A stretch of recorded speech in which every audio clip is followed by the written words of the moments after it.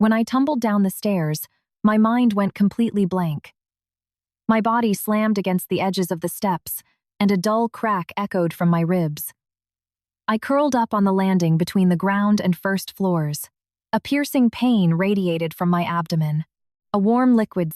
Her right hand was still extended in a pushing motion. She was wearing that dark green silk cardigan of hers, her hair pulled back smoothly without a single stray strand. Her expression didn't show panic, but contempt. "Don't fake it. I barely touched you and you're already rolling around." Her voice drifted down from above, as if through thick glass. I opened my mouth, but I couldn't make a sound. 5 months pregnant. My belly was already clearly visible. I wrapped my arms around it, feeling like something was draining out of me. It wasn't pain, it was emptiness. An emptiness I had never experienced in my life. Eleanor walked downstairs in her slippers. Passing by me, she paused for 2 seconds. "Get up yourself. Don't lie on the floor and embarrass us." After those words, she walked straight into the kitchen. She opened the fridge and took out a bottle of mineral water. I heard her unscrew the cap, heard her drink, and then she walked right past me and went back upstairs. I pressed my face against the cold floor tiles. With all my remaining strength, I pulled my phone from my pocket. My fingers were trembling so much I could barely hit the numbers. It took me 3 tries to finally dial 911. The dispatcher asked for my location. My voice sounded like it was coming from someone else's mouth. Broken, weak as a whisper. 15 minutes later, the ambulance arrived. As the EMTs rushed in with a stretcher, Eleanor just happened to be slowly walking down the stairs. She tripped over everything. Was it really necessary to call an ambulance? She stood in the living room with her arms crossed over her chest. Young people today can't handle a little bit of pain. The young paramedic glared at her but didn't say anything. I was placed on the stretcher and carried outside. The streetlights in the gated community were already on. The crisp, autumn night wind crept under my collar. I stared at the ceiling of the ambulance, at the white metal, feeling my body become lighter and lighter. At the hospital ER, the attending physician lifted my dress, and his face instantly changed. Placental abruption. "Get her to the OR, stat." Nurses pushed my gurney toward the operating room. The fluorescent lights on the ceiling passed by one after another. I heard the doctor calling for backup over the intercom. I heard a nurse shouting to prep uncross-matched blood, and then the anesthesiologist placed a mask over my face. He told me to count to 3. At 3, everything faded to black. I woke up the next morning. The room was quiet. The blinds were drawn, letting in only a narrow sliver of light. Instinctively, I placed my hand on my stomach. It was flat. I stared at the ceiling for a long time. Tears streamed down my temples into my ears. A nurse walked in. Seeing I was awake, she softly asked if I wanted a sip of water. I shook my head. "We couldn't save either of the babies." She said it very, very quietly, as if she was afraid the words themselves would break something. I closed my eyes. Twins, a boy and a girl. Just last week at the 4D ultrasound, the doctor had laughed, saying the little ones were growing so strong. Their ultrasound picture was still sitting in the drawer of my nightstand at home. Callum arrived at the hospital just before noon. He pushed open the door, his suit jacket slung over his shoulder, his tie hanging loosely around his neck. When he saw me, he froze for a second, then quickly walked over and grabbed my hand. "What happened? How could you be so careless?" I looked at him, right into his eyes. "Your mother pushed me." Callum's fingers went stiff. He let go of my hand and took a half step back. "What are you talking about? My mother? Eleanor?" "She pushed me down the stairs from the 2nd floor," I said, enunciating every single word. Callum's expression became complicated. First shock, then disbelief, and finally, something I couldn't quite understand. "Are you sure? Maybe you just lost your balance? Maybe you're confused?" "I am sure. Sienna, she's not like that." Callum's voice turned serious. She has a difficult personality, but she would never do something like this. I didn't speak. I just kept looking at him. His Adam's apple bobbed as if he were swallowing down words. Even if Mom accidentally bumped into you, she definitely didn't do it on purpose. He sat back down and grabbed my hand again. Look, let's not make a big deal out of this right now. Mom is getting older. If she finds out we lost the babies, she won't be able to handle it. My fingers in his hand turned ice cold. What are you saying? I mean, we're still young. We can have kids in the future. Callum's voice dropped to a whisper. But a family can't fall apart. You know how hard it was for Mom to raise me all by herself. She pushed me down the stairs. I lost 2 children. I cut him off. And you are telling me to suffer in silence? Callum frowned. That's not what I mean. I just think... Sienna. He stood up and hovered by the bed for a moment. His lips moved, but ultimately, he didn't say anything else.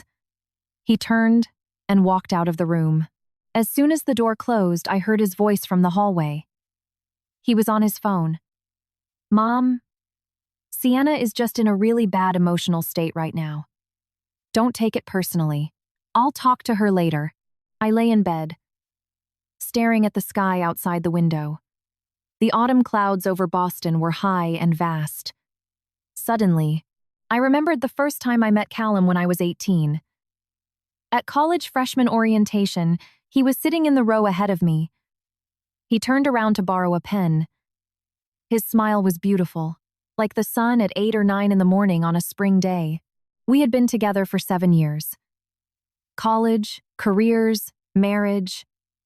At our wedding reception, in front of all our guests, he got down on one knee and promised to protect me for the rest of his life. I believed him. I really believed him.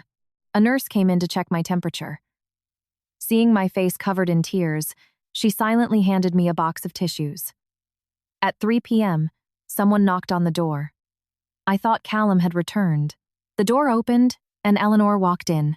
She was wearing the exact same dark green cardigan. She held a thermos in her hand. A smile played on her face. Polite. Distant. As if she were visiting a distant relative. Sienna, I made you some chicken noodle soup. She placed the thermos on the nightstand and sat in the chair by the bed. Her movements were slow, casual, like a neighbor popping in for a chat. I stared at her, feeling a stone forming in my chest. Don't look at me like that. Eleanor smoothed out her clothes. Her tone was as casual as if she were discussing the weather. I didn't expect it to end this way either. But it happened. We all just have to look to the future. You pushed me. What kind of nonsense are you talking about? Child. Eleanor frowned slightly. I only tapped you gently. You couldn't keep your own balance. How can you blame me for that? You did it on purpose. Eleanor's voice suddenly turned freezing cold. I suggest you watch your words, Sienna. The doctor said you slipped, and you stubbornly pin the blame on me. What good will it do you if that rumor gets out? She paused, and that smile returned to her face. I already spoke with Callum. He understands. So, stop making a scene. Take care of yourself. You can always give birth again in the future. I gripped the bedsheets. My knuckles dug into the rough fabric, causing physical pain. You never wanted these children from the very beginning. Eleanor looked at me and didn't deny it.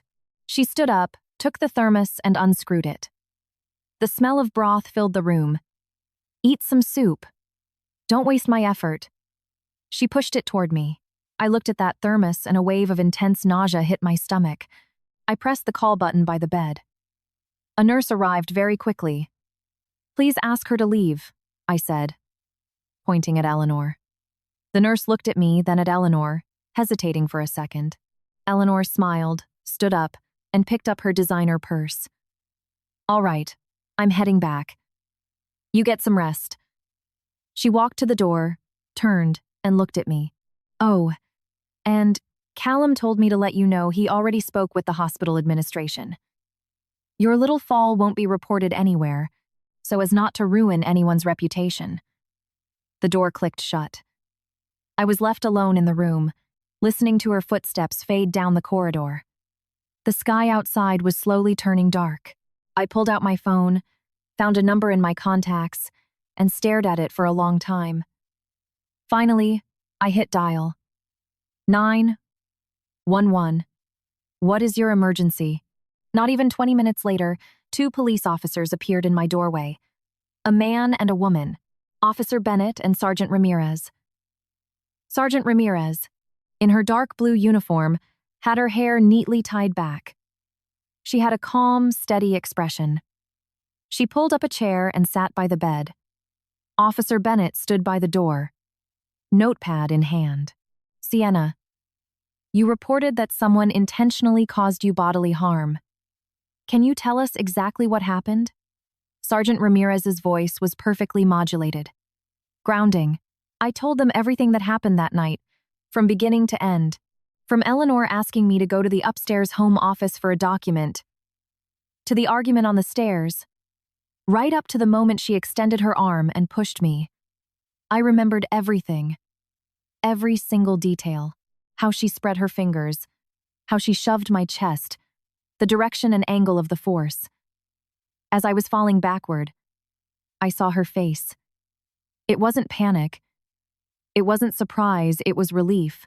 Sergeant Ramirez listened, then exchanged a look with Officer Bennett.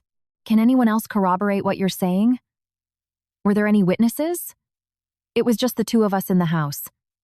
Do you have security cameras? Ring doorbell inside? Not inside the house, no.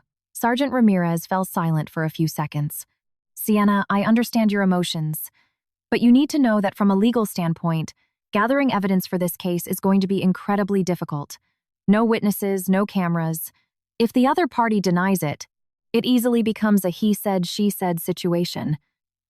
I looked into her eyes. So you're saying I should just let it go? That is not what I'm saying. Sergeant Ramirez's tone was very patient. I want you to be mentally prepared. These types of domestic incidents are notoriously hard to prosecute. And considering your relationship with the suspect, and your husband's stance. My husband's stance has absolutely no bearing on my right as an independent citizen to file a police report. I cut her off. Sergeant Ramirez froze for a second, then nodded. You're right. She stood up, took the notepad from Bennett, and jotted down a few lines.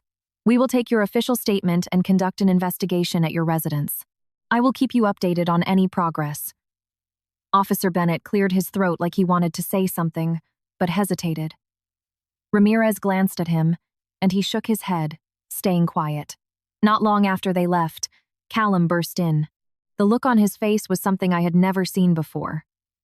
Anger, panic, and some kind of inexpressible sense of betrayal. You called the cops? He stood in the middle of the room. His voice was muffled, but every word sounded like it was squeezed through his teeth. How could you call the cops on her? Callum's voice suddenly rose. She's my mother. You reported my mother to the police. I looked at him. This man I had been married to for 3 years. The corners of his eyes were red, his lips trembling. I didn't know if it was out of anger or something else. She pushed me down the stairs. I lost 2 children. I said slowly. Callum, do you honestly think I shouldn't have reported it? She's my mother. He repeated, as if that sentence explained away the universe. She raised me for 30 years. Do you know how much she sacrificed for me? How am I supposed to look her in the eye now? And what am I? I asked him. What were our children? Callum opened his mouth but couldn't say anything. He paced nervously around the hospital room, his leather dress shoes clicking against the linoleum. He stopped, turned, and looked at me. Something glistened in his eyes. Sienna, I'm begging you, drop the charges. He said it very quietly, like he was trying to calm a misbehaving toddler.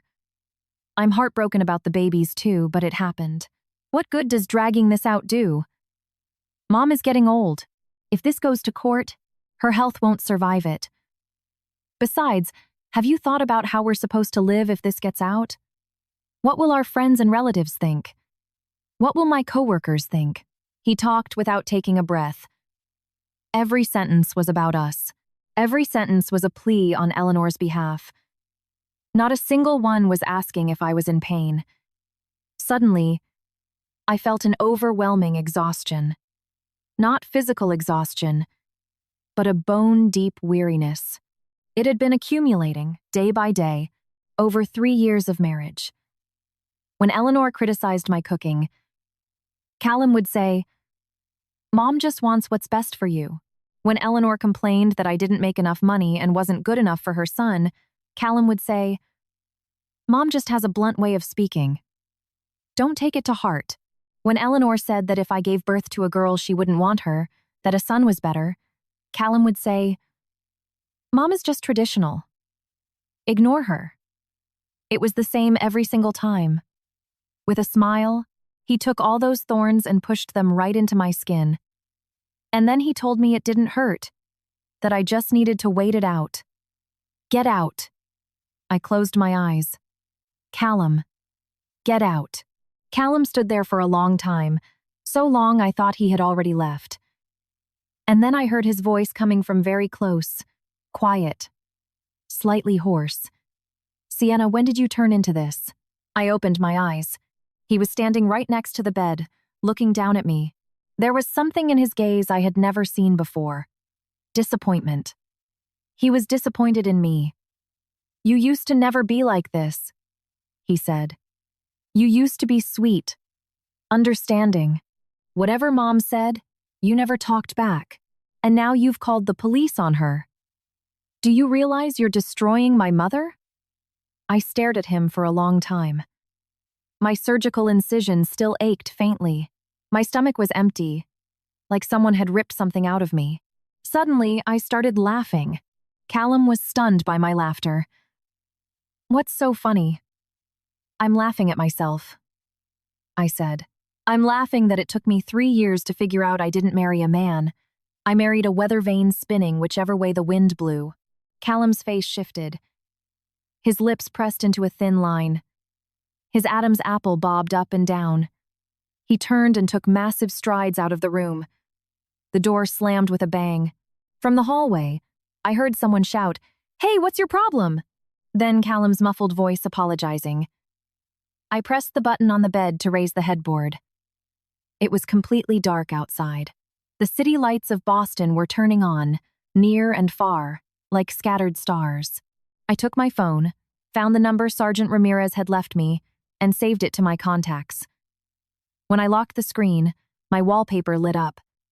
It was a picture from my last ultrasound checkup, 2 tiny hands raised as if waving hello. I turned the phone face down and placed it on the nightstand. The next morning, Sergeant Ramirez called. "Sienna, we visited your home and conducted a preliminary investigation." Her voice came through the receiver, official tone. "Your mother-in-law, Eleanor, categorically denied your accusations. She stated that she was trying to catch you when you stumbled, but you pulled away in an emotional state, which is why you fell." My hand gripping the phone tightened slightly. "Your husband, Callum, also gave a statement. His version basically aligns with Eleanor's." Sergeant Ramirez paused for a moment. He stated that lately, due to the pregnancy, you've been emotionally unstable and might be experiencing memory distortion. A bird flew past the window, flapping its wings, and quickly disappeared. "Sienna, are you listening?" "Yes," I said. "So what's the situation now? Currently, there's a lack of evidence. We can keep the file open, but honestly, without new evidence, it will be very hard for the DA to move forward with charges." There was a note of sympathy in Sergeant Ramirez's voice that she probably shouldn't have shown. "I suggest you also think hard about whether you missed any details, or if anyone else knew about this." I hung up and sat on the bed, staring at a black speck on the white wall opposite me. The speck was tiny, maybe a mark left by a mosquito. Staring at it, a thought suddenly pierced my mind. Before Eleanor pushed me, She said one specific sentence on the stairs. She said, "That brat in your belly might not even belong to our family." I had frozen then and asked her what she meant. She didn't answer. She just shoved me. I hadn't mentioned this to the police because I thought it was irrelevant to the assault itself, just a malicious, baseless slander. But now, I suddenly thought, why did she say that? Eleanor was a calculated woman.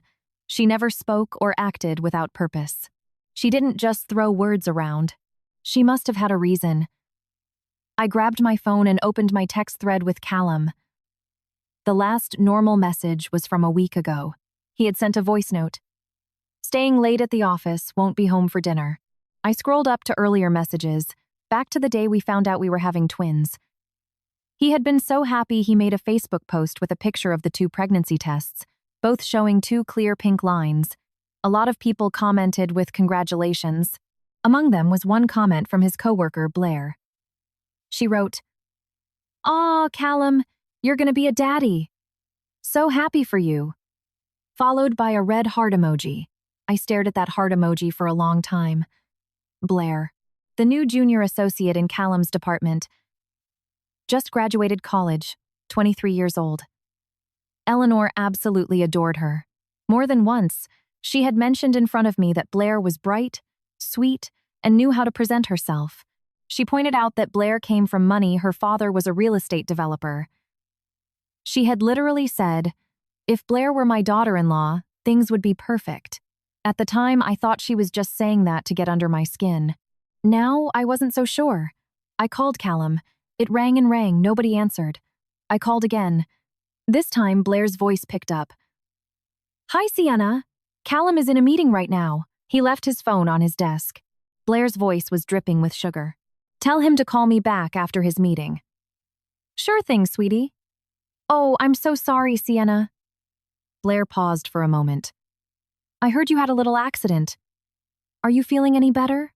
She didn't ask about the babies, only about me. My hand clenched around the phone. "Much better." I hung up and stared at the ceiling. Blair knew I was in the hospital, knew I had fallen, but there was no surprise or genuine concern in her voice. It was a polite, distant, corporate tone, like she was asking about a colleague who was about to leave the company anyway. Callum finally called back in the afternoon. His voice sounded utterly exhausted. "Sienna, I really couldn't get away today. The project is at a critical phase. I have to work overtime tonight too. Did you let Blair give a statement to the police on your behalf?" "What statement?" Callum froze for a second. "Oh, you mean that?" "The police came to the office. Blair just happened to be right next to me, so she walked out with me." His tone was incredibly natural, as if it were the most normal thing in the world. "Your mother told the police she was trying to catch me, but I pulled away and fell." "Callum, did you see that happen?" Silence stretched over the line for several seconds. "Sienna, I wasn't there when it happened. So you just blindly believed your mother. It's not about who I believe. I just think..." Callum's voice grew irritated. "Can we stop rehashing this? We lost the kids. It's done. We can have more. Why make a massive scene? What good does it do you? And what good does it do your mother?" I asked back. "You called the cops on her. How is she supposed to show her face to the neighbors?" Callum's voice rose. "Do you know that when the police showed up yesterday, the whole street saw? Mom went to get groceries this morning, and Mrs. Davis from down the street asked her what happened. She was dying of embarrassment. So this is my fault again? I'm not saying it's your fault. I'm saying..."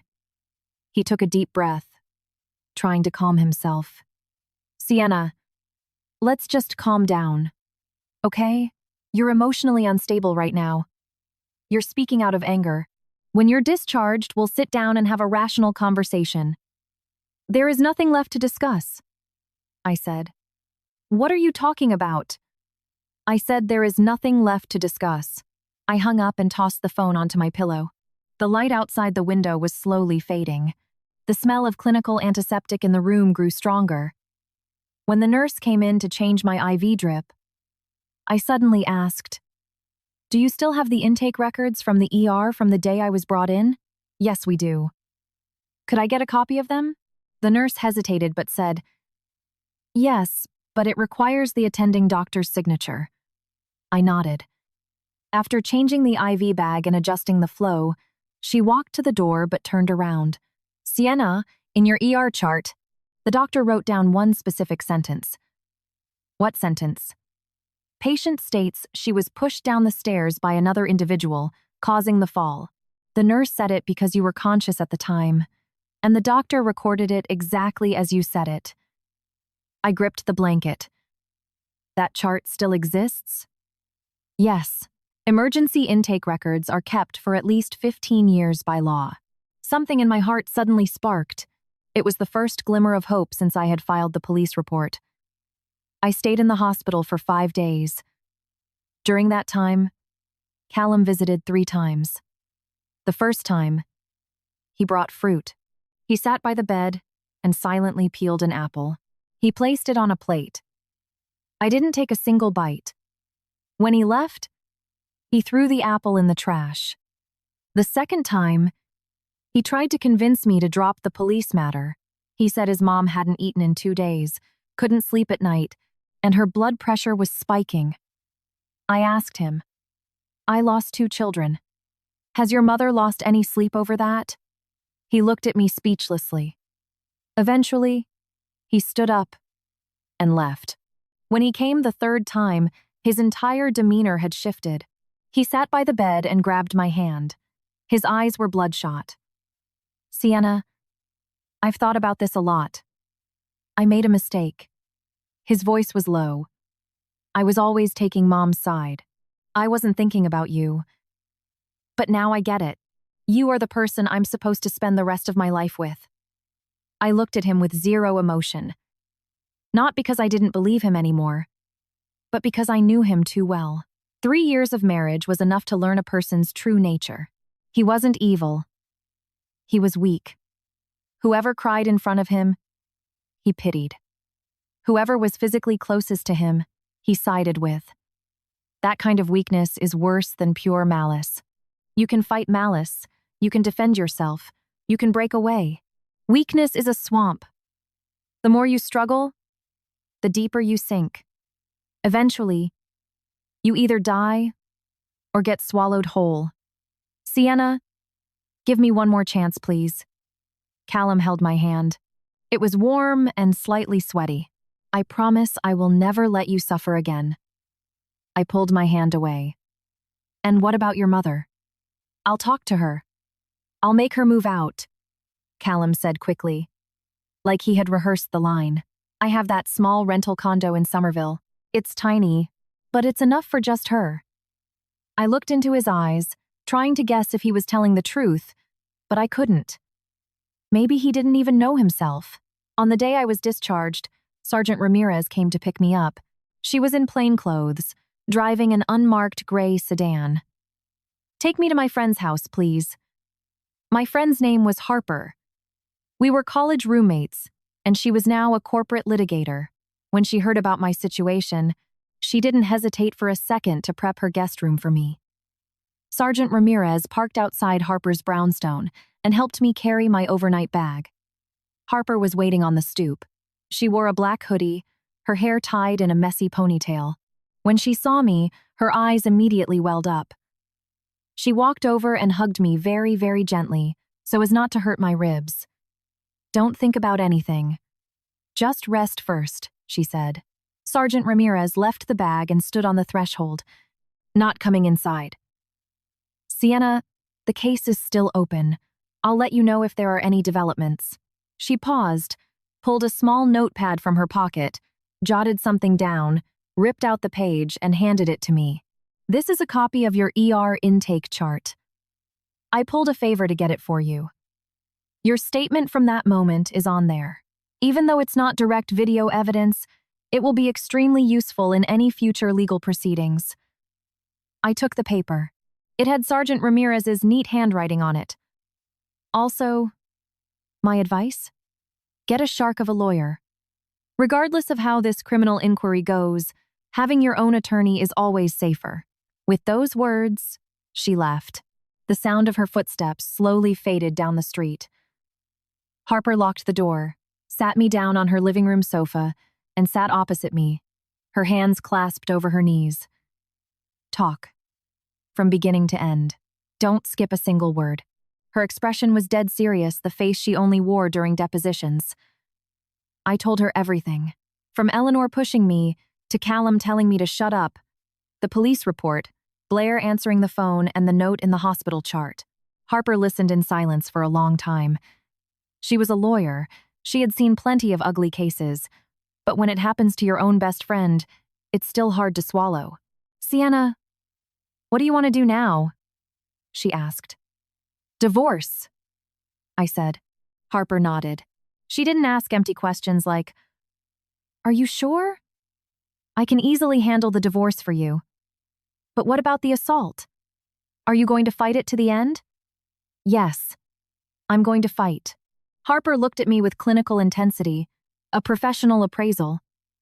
She wasn't judging, she was calculating. You know the current legal standing is terrible for us. No direct evidence.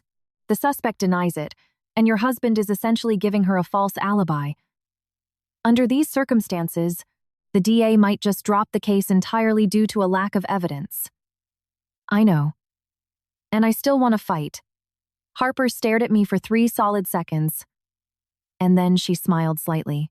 It was a pale but genuine smile. All right. I'll help you. She stood up, grabbed 2 bottles of water from the fridge, and handed me one. But you have to promise me something. What? No matter what happens, you cannot go soft. Harper unscrewed her cap and took a drink. I know you're Callum. I've met him enough times. His greatest talent is weaponizing pity. If you cave, every ounce of effort we put in goes down the drain. I held the water bottle, staying silent. The icy condensation spread across my palm, sharp and real. I won't go soft, I said. Harper nodded. She pulled up a contact on her phone. Tomorrow, I'm taking you to see someone. An old colleague of mine. He specializes in personal injury and criminal defense. He has a lot of experience with high-stakes domestic violence cases. She paused and looked at me. By the way, you mentioned that right before your mother-in-law pushed you, she said the baby might not be Callum's? Yeah. Why would she say that? I don't know. Harper frowned in deep thought. Look, I don't know Eleanor well, but from your description, she's methodical. She doesn't throw a line like that out for dramatic flair. Either she genuinely suspected something, or she was using those words as a smokescreen for her real motive. She stood up and paced the living room. Do you think Callum has someone on the side? I froze. I had thought about it too, but every time my brain went halfway down that path, I was too afraid to keep going. Not because I didn't want to face the truth, but because I felt my life was already a massive, complicated disaster. Adding adultery to the mix? It felt like a cheap soap opera. I'm not sure, I said. But that girl, Blair. She is really strange. I told Harper about Blair, her Facebook comment on Callum's post, her weirdly corporate tone when answering his phone, and Eleanor's words. If Blair were my daughter-in-law, things would be perfect. When Harper heard that, her eyes lit up. It was the flash that appears in a litigator's eyes when they see a breakthrough. If Callum actually has something going on with Blair, then Eleanor's motive for pushing you completely shifts. She sat back down, clasping her hands tightly, speaking fast. Think about it right now. Why did Eleanor hate you so much? Aside from the fact that you didn't make a 6-figure salary and couldn't cook a perfect roast. The superficial reasons. Is there a deeper reason? She thought I wasn't worthy of her son. That's superficial. Harper waved her hand dismissively. Every mother-in-law thinks the daughter-in-law isn't worthy. That's not the core. The core is why she was so desperate to physically remove you from that house. I stayed silent for a long time. Different images flashed through my head. The sheer joy on Eleanor's face the first time she met Blair. the pointed look she gave Callum across the dinner table when talking about what a catch Blair was. The fact that Eleanor never badgered Callum to come home when he was working late, but actively told me not to call and bother him. I had never connected these dots before. Now that I thought about them, each one was like a thumbtack. She wanted Blair to be her daughter-in-law, I said slowly. Exactly. Harper slapped her thigh. But there's one huge problem. Your due date was approaching. If you gave birth to those twins, a judge in a divorce hearing would grant you massive child support, almost certainly primary custody, and likely the house. It would have ruined Callum financially, and a trust fund girl like Blair wouldn't want a guy carrying that kind of baggage. So Eleanor didn't just need to get rid of you. She needed to get rid of the babies, so she could throw me out of the house without a dime. I finished for her. Harper nodded. Her gaze turned deadly serious. It makes perfect sense. She didn't say that sentence on the stairs because she actually suspected you of cheating. She said it because she needed a psychological justification, a pretext that allowed her to pull the trigger. Silence fell over the living room. The wind rattled the window panes, bringing the chill inside. I gripped the water bottle. My fingers were freezing. I need proof, I said. I will find the proof, Harper replied.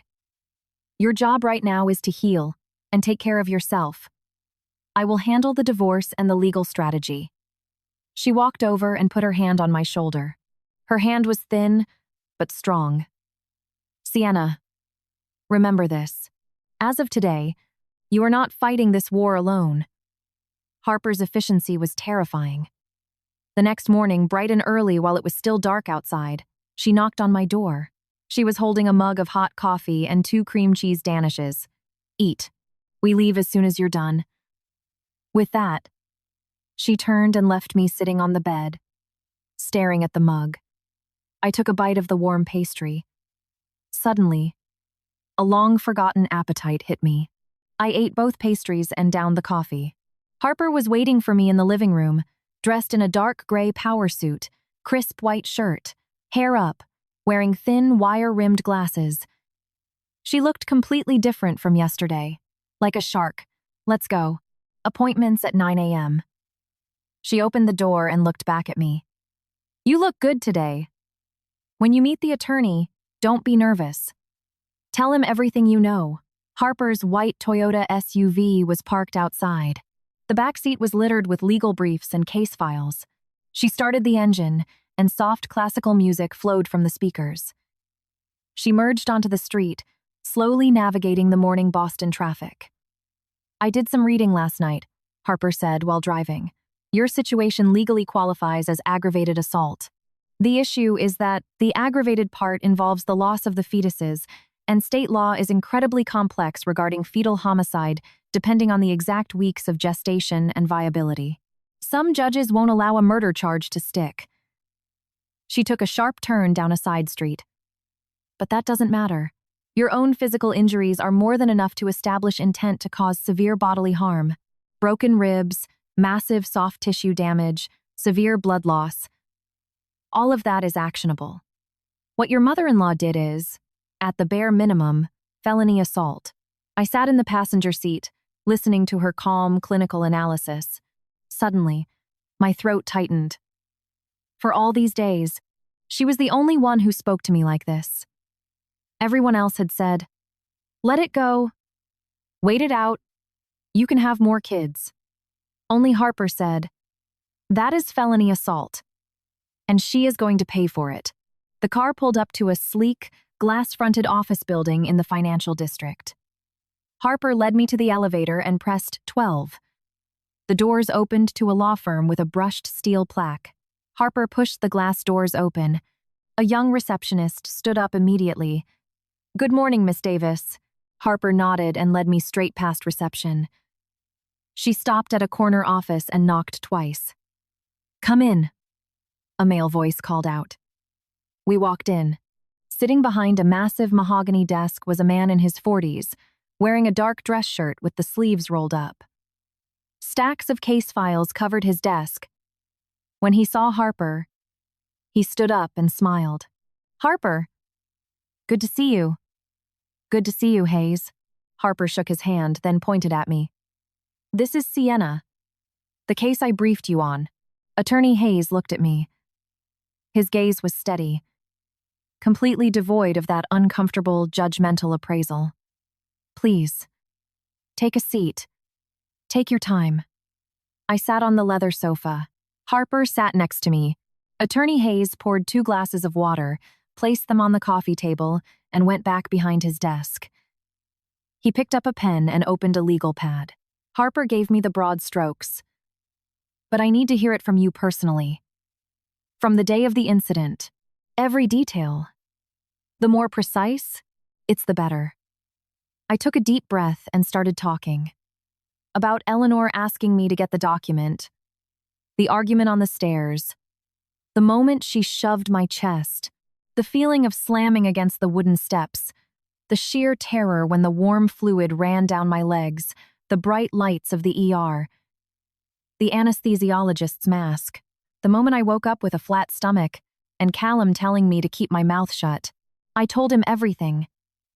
I spoke slowly, but every word was crystal clear. Attorney Hayes listened the entire time, taking notes occasionally, never interrupting. When I finished, he put down his pen, leaned back in his chair, and was quiet for a moment. Sienna, I'm going to be straight with you, he started. His tone was level. If we rely solely on the district attorney to pursue a criminal track, this is going to be an uphill battle. Lack of direct evidence. The suspect and a key witness, your husband, have a unified alibi. With the current evidence, the DA has very little chance of securing an indictment, let alone a conviction. He paused, shifting his tone. But if we change our strategy, if we approach this on dual tracks, civil and criminal, the landscape looks completely different. Meaning what? Harper asked. Meaning, we continue cooperating with the police investigation, but simultaneously, we file a massive civil lawsuit for personal injury and intentional infliction of emotional distress. Attorney Hayes stood up, walked over to a whiteboard, and drew a few boxes. The burden of proof in a civil suit is a preponderance of the evidence, meaning it's more likely than not that she did it. It's a much lower bar than beyond a reasonable doubt in criminal court. Once we get a civil judgment confirming liability, that judgment, along with everything we uncover in civil discovery, can be handed over to the DA on a silver platter to force a criminal indictment. He drew an arrow from civil to criminal. We call this using the civil track to turbocharge the criminal track. It's my bread and butter for these kinds of domestic cover-ups. Harper nodded enthusiastically, clearly agreeing with the strategy. I stared at the boxes and arrows on the whiteboard. Suddenly, I felt more confident. Not because I saw a guaranteed victory, but because I finally understood that there was a path forward. It wasn't just stay silent or scream into the void. There was a third option. Well, Sienna, are you on board with this approach? Attorney Hayes looked at me seriously. I'm in, I said. Excellent. Attorney Hayes put the marker down, returned to his desk, and buzzed his paralegal. A sharp young woman with a tight bun walked in. He instructed her to draft the retainer agreement and power of attorney. She nodded and left. One more thing. Hayes sat down, steepling his fingers on his desk. Does your husband Callum have a side relationship? Harper and I looked at each other. We strongly suspect it, but we don't have concrete proof yet. Harper answered for me. Hayes nodded, as if he expected this. If Callum is actually having an affair, the entire complexion of this case changes. Eleanor pushing you is no longer just a spontaneous mother-in-law-daughter-in-law spat. It transforms into a premeditated, malicious act with a clear financial and familial motive. He paused. Depending on what we find, the DA might even look at attempted murder. Silence hung in the office for a few seconds. The muffled sound of city traffic drifted up from the street. I'll get the proof. Harper stood up and put her hand on my shoulder. Give me 1 week. Attorney Hayes looked at her with a wry smile. You never change, Harper. You say you'll do it, you do it. Less talk, more action. Harper grabbed her tote bag and pulled me toward the door. As we reached the exit, Hayes called out, "Sienna, one last thing." I turned around. "No matter what happens, do not meet privately with Eleanor. Or Callum. You are a party to active litigation now. Any private meeting will be weaponized against you by opposing counsel. If your husband tries to contact you, tell him to speak to your lawyer." He handed me his business card. "Have his lawyer call me." We left the building. Harper tossed me the car keys. "Wait for me in the car. I need to make a phone call." She stood on the sidewalk, dialed a number, and spoke quietly. I sat in the driver's seat and watched her through the windshield. She was holding the phone with one hand and gesturing animatedly with the other. Her brow was furrowed. Suddenly, her posture relaxed, and a smirk crept onto her lips. She hung up and quickly got into the car. "Done. I have a sorority sister who works in HR at Callum's tech firm. Tomorrow, she's going to casually run an audit on his badge swipes." She started the engine, aggressively cranking the steering wheel. "And the overtime logs for his department. Let's see if she can export them for me." "Isn't that illegal?" I asked instinctively. Harper looked at me and grinned. "Relax. I know where the line is. I'm not touching anything I shouldn't." The car pulled out of the parking garage. The sun was high now, glaring off the windshield. I squinted. Looking at the passing scenery, the city was exactly the same. People rushing, cars honking. Nothing had changed. Except my life. In the span of a few days, it had been turned completely upside down. I went back to Harper's place and instantly crashed. I slept deeply, without dreams. When I woke up, it was already dark. The lights in the living room were on. Harper was sitting at the dining table. A mountain of printouts sat in front of her, and she was scrolling rapidly on her laptop. When she saw me walk out, she waved her hand. "Come look at this." I walked over and sat across from her. She spun the laptop around. On the screen was a massive spreadsheet, a dense forest of numbers and dates. "This is Callum's badge swipe log for the past 3 months." Harper traced her finger down the screen and stopped at one date. "Look. July 14th. 10:23 p.m. Badge out." She scrolled down. "July 21st. 11:05 p.m. She pointed to a dozen similar dates. On every single one of these days, his timesheet claims he was working late on the Project Phoenix's launch. But what's fascinating is that every other engineer in his department clocked out at 5:30 p.m. On those exact same days, nobody else was working overtime. Harper smiled fiercely. "Strange, right? What kind of major project requires only one mid-level guy to work till 11 p.m.? I stared at the numbers. Something inside me was slowly sinking. It wasn't a sudden shock. It was the validation of a terrible gut feeling. But seeing the actual proof felt like someone had shoved a cork down my windpipe. Now for the kicker. Harper opened another file. It was a screenshot of a Verizon phone bill. "These are Callum's itemized call logs. I had a buddy at the telecom company run a trace." She pointed to one specific number. "This number, every single day, between 9 p.m. and 11 p.m., the call duration is at least 30 minutes, sometimes over an hour. So that's Blair's number." Harper leaned back in her chair, crossing her arms. Her expression was utterly calm. It wasn't a lack of emotion. It was the chilling tranquility of a predator knowing it had cornered its prey. So the picture is crystal clear. Callum is sleeping with Blair. Eleanor knew about it, and she actively encouraged it. She wanted grandkids, sure, but more than that, she wanted a rich, pliable daughter-in-law who fit her country club aesthetic. She paused, her voice turning to ice. Your twins were in her way. I stared at the dense rows of call logs on the screen. I was silent for a long time. Those numbers were the key that solved a puzzle I should have seen through ages ago. 3 years ago, when I was marrying Callum, my mother told me, "When you choose a husband, look closely at the mother-in-law." I didn't believe her then. I thought that if two people loved each other, the in-law stuff would eventually iron itself out. Now I understood. You can't iron things out with some people, because from day one, they never intended to let you fit in. Is this enough? I asked Harper. No. Harper shook her head. Badge swipes and phone bills only prove he was cheating. They don't prove that Eleanor pushing you was connected to the affair. We need direct evidence. Evidence that proves Eleanor had a motive, premeditation, and that she physically committed the act. She stood up and walked to the window, looking at the city skyline. But it doesn't matter. We have the vector. Now we just keep digging in that direction. Dig until they have nowhere left to hide. I looked at her silhouette by the window.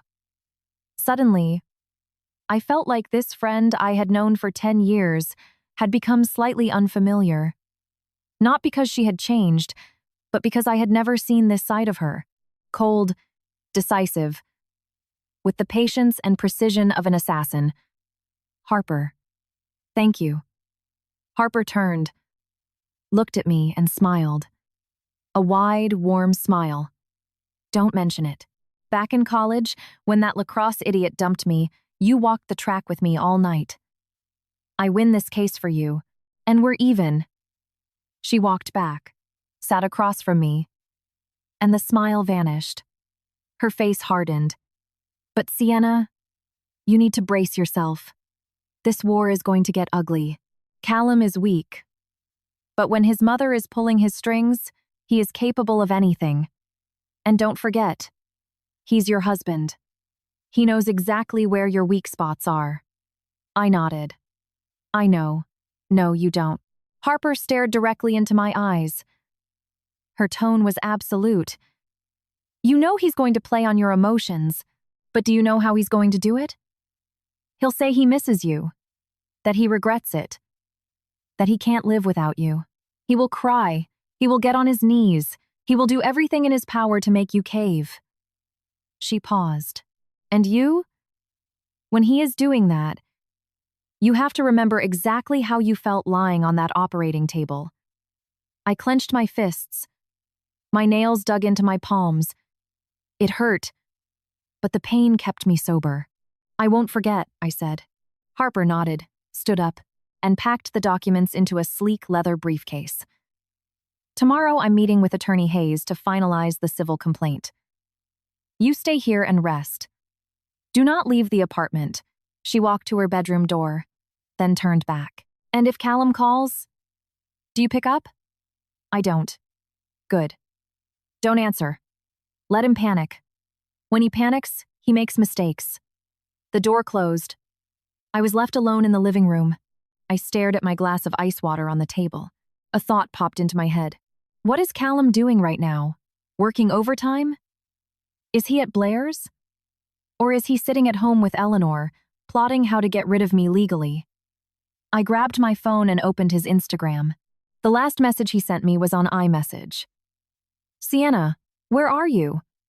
I just want to talk. I hadn't replied and he hadn't texted again. I scrolled back through his feed. 3 months ago, he posted a photo of a dinner I had made from scratch, captioned, "Wifey's cooking gets better every day." Underneath was a comment from a coworker. Blair was tagged in it. She replied, "Callum, you're so lucky." Callum had replied with a smiley face emoji. I stared at that smiley face for a long time. Then I closed the app and put the phone face down on the table. The night outside was thick. The city lights flickered in the distance. I closed my eyes. One image kept looping in my brain. Eleanor standing at the top of the stairs, her right arm extended, shoving into my chest. Her expression perfectly calm, her eyes dead cold. It wasn't an impulse. It was premeditated. She had planned it for a long time. I opened my eyes, picked up my phone, and texted Attorney Hayes. "Counselor, I've made up my mind. No matter what happens or how nasty this gets, I will not drop the suit." 5 minutes later, he replied, "Copy that. Short and to the point." I placed the phone next to my pillow and turned off the lamp. In the dark, I could hear my own heartbeat, steady and rhythmic. I knew my life had permanently changed, but I wasn't afraid. I had been afraid of living someone else's script, too cowardly to rebel. Now I had all the courage I needed. A week later, Callum finally showed up. I don't know how he found Harper's address, but on a Saturday afternoon, he was standing at the iron gate of the townhouse complex. Harper wasn't home. I was alone, sitting on the couch reviewing the preliminary case strategy Hayes had sent over. The intercom buzzed. It was the security guard. "Miss Davis's residence? There is a gentleman named Callum here, asking for a Sienna. He says he's your husband." I held the phone. Silent for 2 seconds. "Tell him to wait." I hung up, walked to the window, and peeked through the blinds. Callum was standing outside the black iron gate. He wore a navy blue jacket. His hair was an absolute mess, like he hadn't showered in days. His hands were shoved in his pockets, and he was pacing in circles, constantly looking up at the windows. I closed the blinds, changed my clothes, and went downstairs. At the front door of the building, I paused, took a deep breath, and pushed it open. It was late autumn. The sun was shining beautifully, but the New England air carried a sharp, biting chill. When Callum saw me, he froze, then rushed forward. He stood in front of me, reaching out as if to hug me or grab my hand. I took a step back before he could touch me. His hand hung in the air, then slowly dropped. "Sienna." He breathed my name. His voice was raspy, like he hadn't had water in days. "You've lost so much weight." I looked at him without saying a word. He had deep, dark circles under his eyes, chapped lips, and heavy stubble. He looked genuinely awful, but I didn't feel a shred of pity. I knew his suffering never stemmed from empathy for others, only from his own personal discomfort. "Sienna, I know I messed up." He started, his voice trembling. "I've been thinking nonstop these past few days. I know I listened to my mother too much. I ignored your feelings. I am an absolute bastard." He raised a hand and wiped the corner of his eye. I saw that his eyes were bloodshot. "Come home with me, please." "I already talked to Mom. She's moving out. She won't interfere in our lives ever again." A few pedestrians walked past the gate, casting curious glances at us. Callum didn't even notice them. He kept talking. "We'll start over. Whatever kind of life you want, we'll build it. I'll listen to you on everything. I will never, ever let you suffer again." His voice cracked, and his shoulders began to shake. "Sienna, I can't live without you, these past days without you. I haven't slept a wink. I see you everywhere in the house. I genuinely can't take this." He started to cry, truly sobbing. Tears streamed down his cheeks, dripping onto his jacket. I looked at him, at this man I had spent 7 years with. His crying was just as pathetic and heart-wrenching as it had been in college when we fought, and he would squat outside my dorm building in tears. Back then, my heart melted.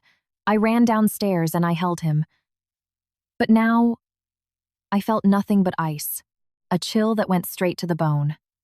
"Callum, you say your mother is moving out," I started. My voice was perfectly calm.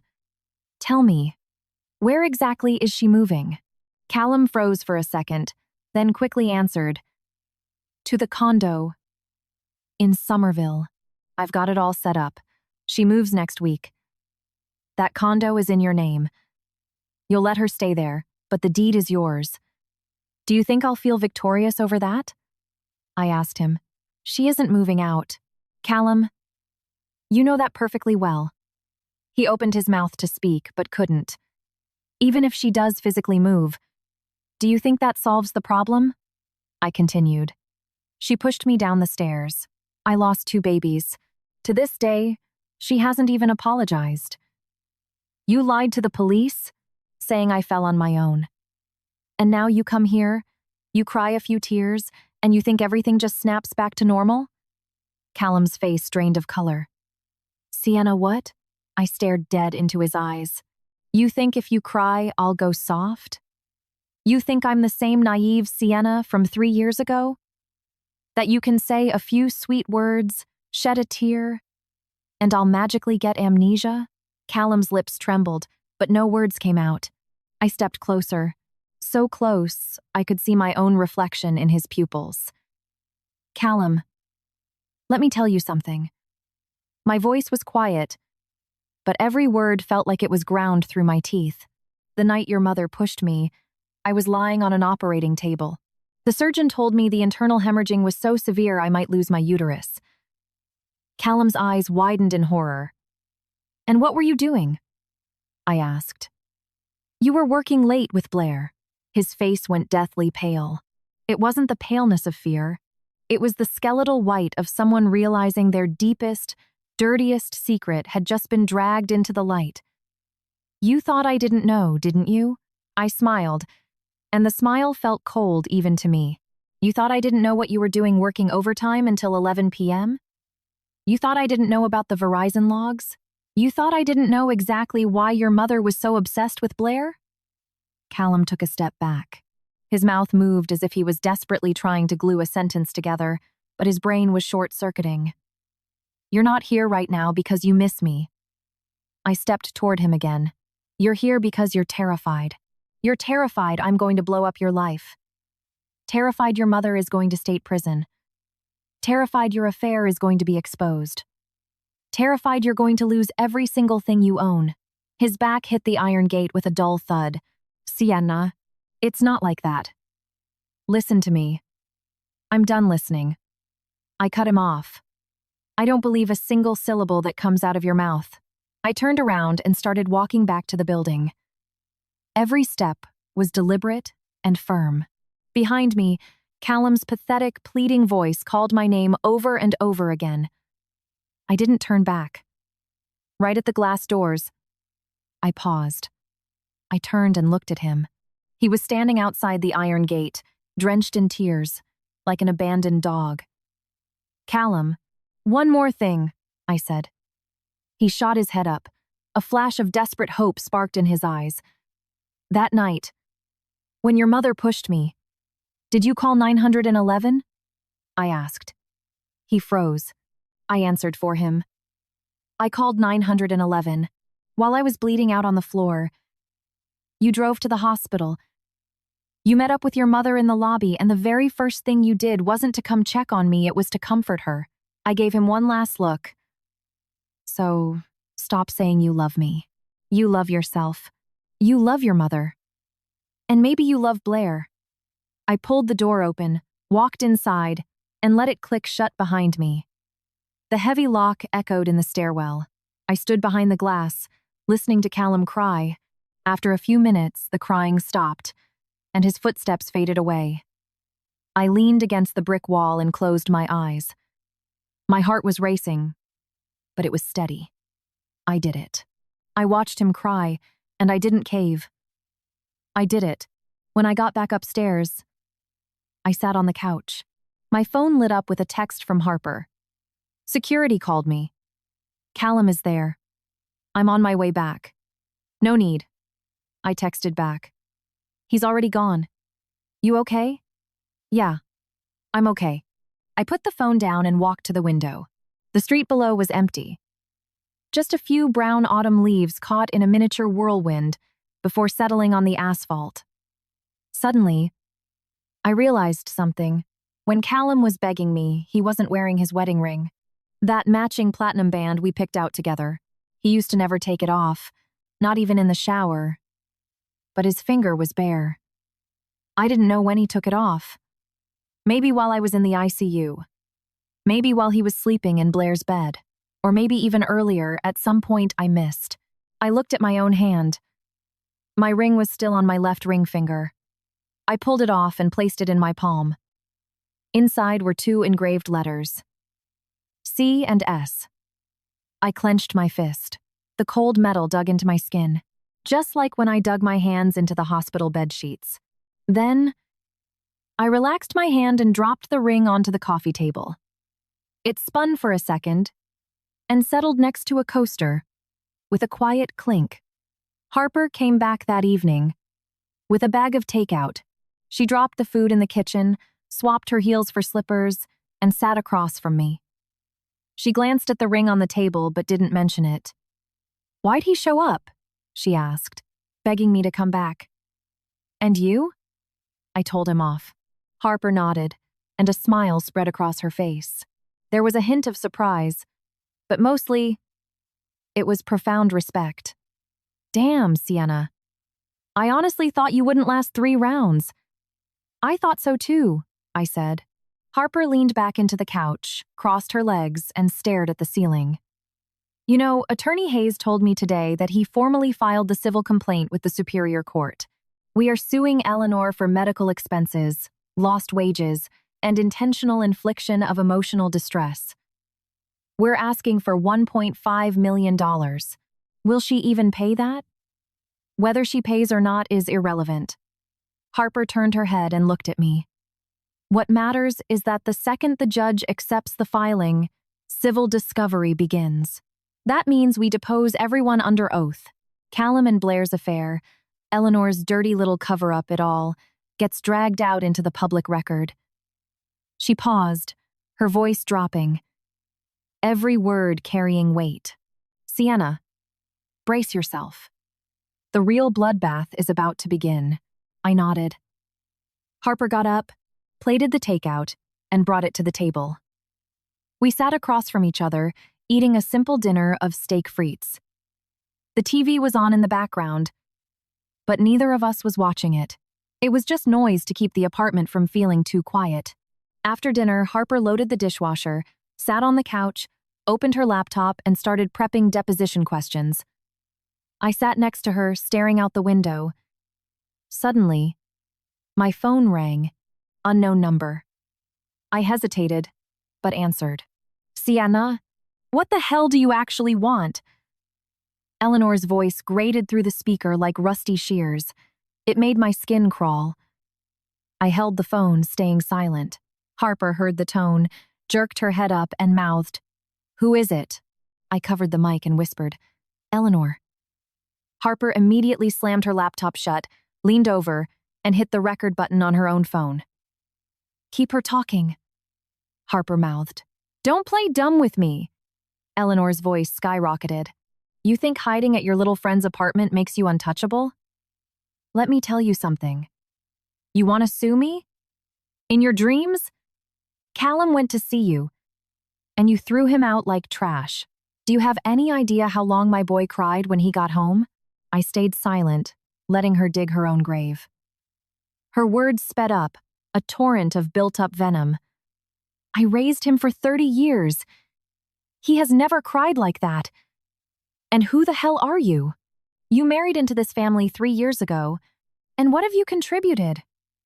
You couldn't even keep a pregnancy viable. And you have the absolute gall to sue me?" I felt Harper's hand clamp down hard on my shoulder, a physical reminder to stay ice cold. "Eleanor," I finally spoke. There was a split second of silence on the line. "You just said I couldn't keep the babies viable." My voice was eerily calm, as if I were discussing a stranger's medical chart. "Did you forget that you pushed me down a flight of stairs?" "Bullshit," Eleanor exploded. "When did I ever push you? You lost your footing and took a tumble, and now you're pinning it on me. I already gave my statement to the police. You want to frame me? Keep dreaming." Her tone suddenly morphed into a vicious sneer. "Besides, who even knows if the brats in your belly were Callum's anyway?" My fingers gripped the phone so hard my knuckles went white. Harper's hand squeezed my shoulder again. Harder this time. "What do you mean by that?" I asked. "What do I mean? You know exactly what I mean." Eleanor let out a nasty, condescending laugh. "Do you have someone on the side?" "I won't say it out loud. But that doesn't mean I don't know. You're awfully cozy with that manager at your office, Harrison Sterling. Do you think everyone is blind?" I froze. "Harrison Sterling?" "The VP of marketing at my firm. A 40-something-year-old man, happily married with 3 kids, with a spotless reputation. We had zero relationship outside of standard corporate emails and project meetings. Eleanor was using him to smear me. What kind of insane delusion are you spinning? A trace of actual anger finally bled into my voice. I'm spinning delusions! Eleanor's tone was triumphant, like she had just slapped down a royal flush. You think I don't know? Last month, you went on a business trip to New York with this Sterling guy. You stayed in the exact same hotel. You think I don't have proof? Last month. The corporate retreat. My department. 8 people total.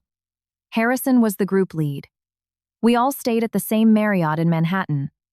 On the same floor. Booked by corporate travel. That was Eleanor's proof. You were having me followed? I asked. I didn't need to follow you. Eleanor laughed. Someone saw it with their own 2 eyes. The 2 of you in the hotel lobby, laughing it up, and getting into the elevator together alone. Go ahead. Deny it. I closed my eyes and took a deep breath. The hotel lobby. Laughing and getting into the elevator. That happened because after the keynote seminar ended, all 8 of us walked back from the conference center. We stood in the lobby chatting for 10 minutes, and then we all piled into the elevator together. And in Eleanor's twisted brain, this was irrefutable evidence of a torrid affair with my boss, and that is why you pushed me down the stairs. I opened my eyes. My voice dropped to sub-zero. Because you convinced yourself the babies weren't Callum's. Silence for 2 seconds. How? Then Eleanor's voice suddenly turned cautious, realizing she had stepped onto thin ice. Don't try to trap me. I never pushed you. Nothing you say matters. She paused, then added, let me tell you. I've already retained a top-tier lawyer. You want to sue? Go ahead and sue. We'll see who blinks first. The line went dead. The dial tone echoed in the quiet living room. I put the phone down. The back of my hand had red half-moon indentations from my own fingernails. Harper grabbed her phone, checked the voice memo, confirmed the audio was crystal clear, and then looked up at me. That phone call is a godsend. Harper tossed the phone onto the coffee table and crossed her arms, a predatory grin on her face. She just admitted to her suspicion of infidelity on tape. She revealed her source of information and her exact state of mind. We can subpoena all of this in court to establish mens rea her intent and motive. Her eyes gleamed. She mentioned a guy named Sterling. Is any of it true? Absolutely not, I said. Harrison Sterling is my VP, married with kids. There is zero inappropriate contact between us. Harper nodded, stood up, and started pacing. Even better. Her assault was triggered by completely baseless paranoia. Legally, it's a mistake of fact regarding motive. Not only does it destroy any potential self-defense or provocation argument she might try to float, it actually magnifies her malicious intent. She stopped and looked at me. But I don't understand one thing. Why is she fixated on this Sterling guy? Did you ever talk about him to her? I shook my head. I never mentioned him to her. I never bring office politics home. Harper frowned. Then how did she know? The New York trip, the hotel, the lobby details? Where did she get that? I had been wondering the exact same thing. I never told Eleanor about the business trip. I barely even told Callum the details. Before leaving, I just casually mentioned corporate was sending me to NY for a 3-day summit. I didn't even name the hotel, and yet Eleanor knew everything. The hotel name, Harrison's existence, the conversation in the lobby. Unless someone from that group of 8 had reported back to Eleanor. I opened my company's Slack app on my phone. I pulled up the channel for the NY retreat. A list of 8 people. Harrison Sterling, me, Kevin from IT, Anna from finance, 2 other project managers, and 2 junior associates. One of those junior associates was Blair. I hadn't paid any attention to it at the time. Blair was in the tech department, and I was in product, so we rarely interacted. But this was a cross-departmental summit. She was there. I stared at Blair's name on the screen. The loose threads in my brain suddenly snapped together into a terrifyingly clear picture. How did Eleanor know all the details? Blair told her. Blair, attending the summit, saw me talking to Harrison in the lobby and reported it back to Eleanor, adding her own venomous spin. Eleanor, who already adored Blair and desperately wanted her as a daughter-in-law, used this gossip to cement her decision to annihilate me. That's why on the stairs, she said, that brat in your belly might not even belong to our family. Not because she genuinely believed it, but because she needed a pretext. A pretext she could brainwash herself into believing to justify throwing me down a flight of stairs. I explained the entire theory to Harper. Harper listened, dead silent, then walked out to the balcony and lit a cigarette. She rarely smoked, only when a case got exceptionally dark. The smoke drifted from her lips into the cold night wind. If that's true, this isn't just an aggravated assault. She turned around and looked at me through the glass door. It's premeditated conspiracy. A coordinated effort with an active accomplice. That elevates it to a whole different level of felony. She put out the cigarette, walked back into the living room, grabbed her phone and called Attorney Hayes. It rang for a long time before he answered. Harper didn't waste time with pleasantries. Hayes, we have a massive breakthrough. I can't explain over the phone. I'll be at your office first thing tomorrow morning. She hung up. She stood in the middle of the room looking out the window. Suddenly she said, Sienna, what kind of absolute hell were you living in when you married into that family? Something inside me twinged. It wasn't pain. It was sorrow. The kind of sorrow that hits you when someone finally acknowledges a wound you've been hiding. I thought if I just waited it out, it would get better, I said. Harper turned and looked at me. There was no pity in her eyes, just a heavy, solid resolve. As of today, you are done waiting. The next morning, Harper drove to Attorney Hayes' office alone. I waited at the apartment. I waited from morning until afternoon. From afternoon until the light outside faded from harsh gold to a bruised purple. When night finally fell, the deadbolt clicked. Harper walked in. She held a thick file folder, and her face was a complex map of exhaustion, adrenaline, and a heavy burden. She dropped the folder on the table, went to the kitchen, poured a glass of water, and chugged it. Then she sat down and looked at me. Hayes says our evidentiary position is exponentially better than we hoped. The recording of your phone call with Eleanor establishes her malice and motive. The ER chart, combined with a medical expert's testimony on the blunt force trauma to your ribs, completes the chain of causation. She paused. But there is one wild card. What wild card? Callum. Harper leaned back and rubbed her temples. His role in this is a legal nightmare. He's not the primary aggressor, but he's not an innocent bystander either. He provided a false alibi to the cops. He actively concealed his mother's crime, and he's committing adultery. Those are facts, but criminally prosecuting him for obstruction or accessory after the fact is risky. Hayes thinks if we back Callum into a corner, he might go scorched earth to save himself. Meaning what? Meaning he might destroy evidence, or worse, launch a smear campaign against you on the stand, claiming you're clinically insane, that you provoked the attack, that you threw yourself down the stairs. Harper's tone was calm, but every word felt like a brick. He is still legally your husband. In front of a jury, his testimony against you carries a devastating amount of weight. I sat in silence. The Boston night outside was pitch black.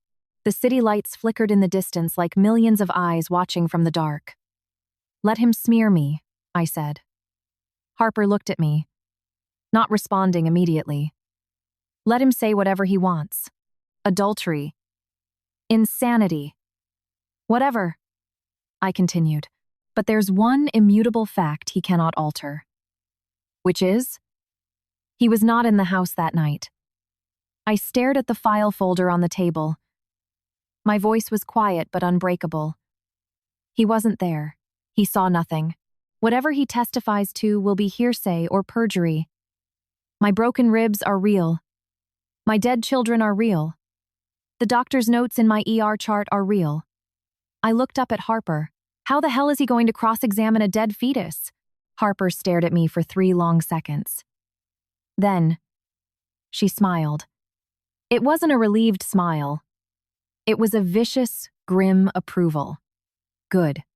She stood up and tapped the folder. We play it exactly like that. Let Callum dig his own grave.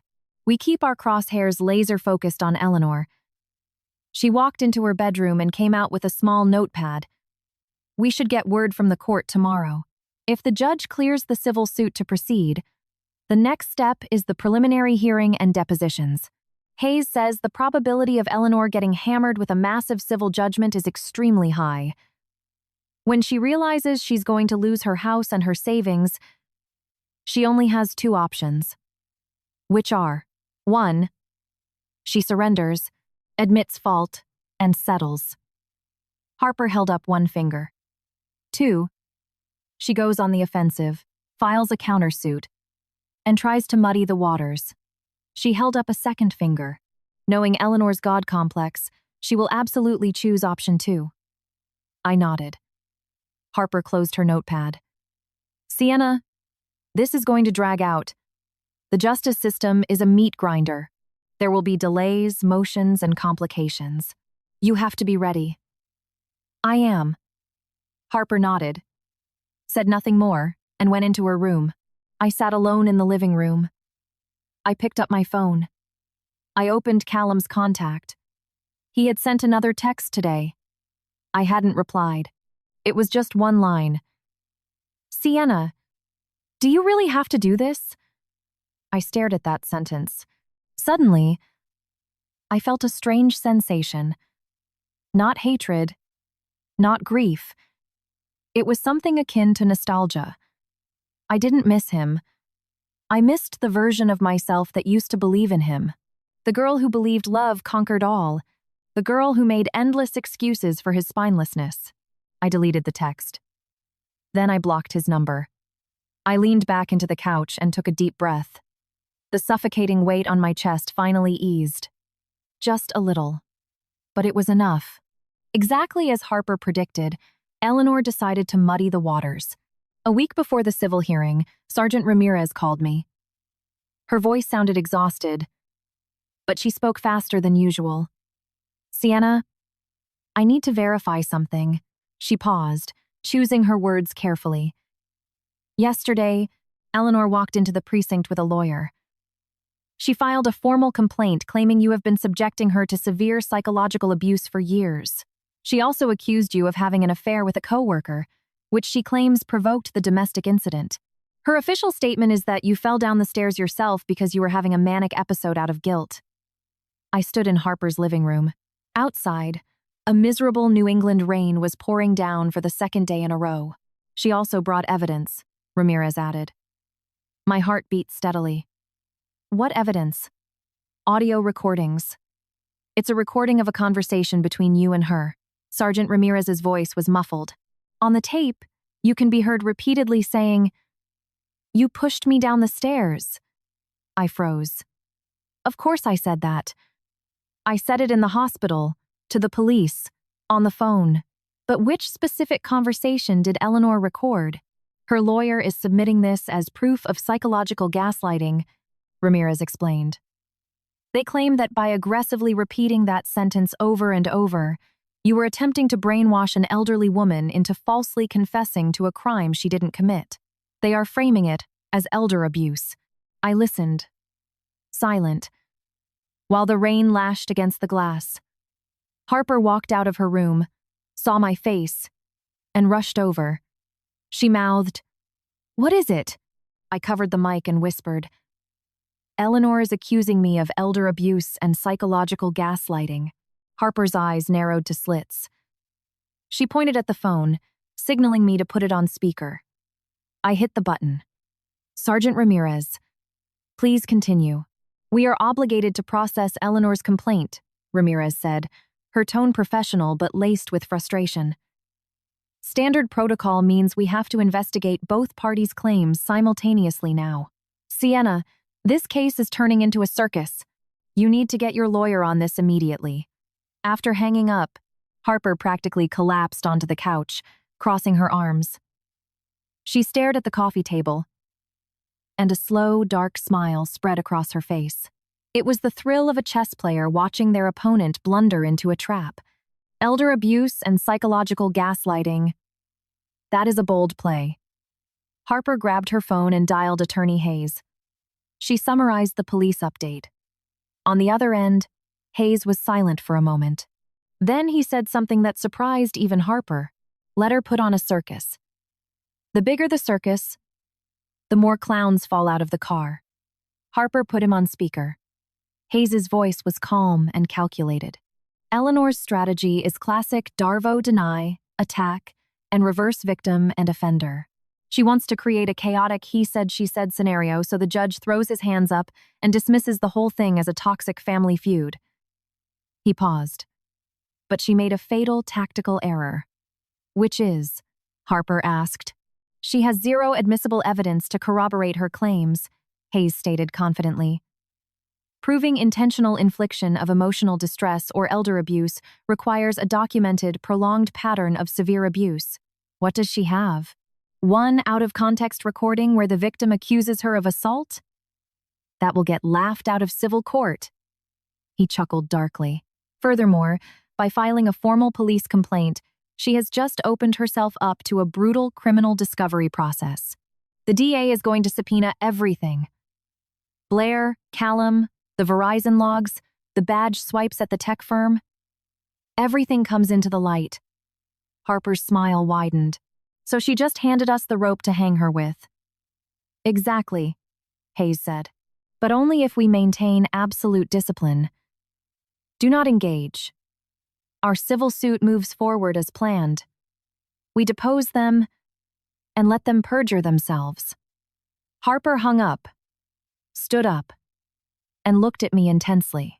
Sienna, look me in the eye and tell me the absolute truth. During your 3 years in that house, did you ever do anything at all that she could twist into making you look like the aggressor? I thought back. 3 years of marriage, the constant yielding, the compromises, the biting my tongue, crying silently in the kitchen while she mocked my career, emptying my online shopping carts because she complained I spent Callum's money, smiling through the humiliation to keep the peace. No, I said. Nothing. Harper nodded. She didn't press further. She just squeezed my shoulder. Then we've got her. 3 days later, the court summons arrived in the mail. The preliminary hearing for the civil suit was set for November 15th at the Suffolk County Courthouse. That same day, Eleanor's attorney filed a countersuit, demanding $50,000 for emotional distress and a public apology. Harper tossed the copy of the countersuit onto the coffee table and scoffed. 50 grand. The audacity. She opened the brief and shook her head as she read. Look at this garbage. Claims you exhibited psychotic behavior. Claims you had a paramour. Claims you threatened to ruin her standing at her country club. Threatened her? I asked, incredulous. It gets better. Harper tossed the papers back down. None of this has a shred of evidentiary backing. It's pure fiction. The judge will see right through it, but her lawyer is going to put her on the stand to testify to it. And the more she talks under oath, the more she commits perjury. Harper walked to the window, watching the endless Boston rain. Hayes just sent out our witness subpoenas. Guess who made the list? Who? Blair. Harper said, a venomous smile on her face. And Harrison Sterling. I froze. Harrison? Why is he being dragged into this? Because Eleanor's entire countersuit hinges on the allegation that you were having a torrid affair with him, Harper explained, sitting across from me. If Harrison testifies under oath that your relationship is strictly professional, Eleanor's core allegation detonates. And when that lie falls apart, her credibility regarding the stairs incident goes down with it. She paused. Plus, Harrison can verify that the New York trip was a corporate mandate and that Blair was there. We use him to expose the espionage chain between Blair and Eleanor. I sat in silence. End of Treep Lair.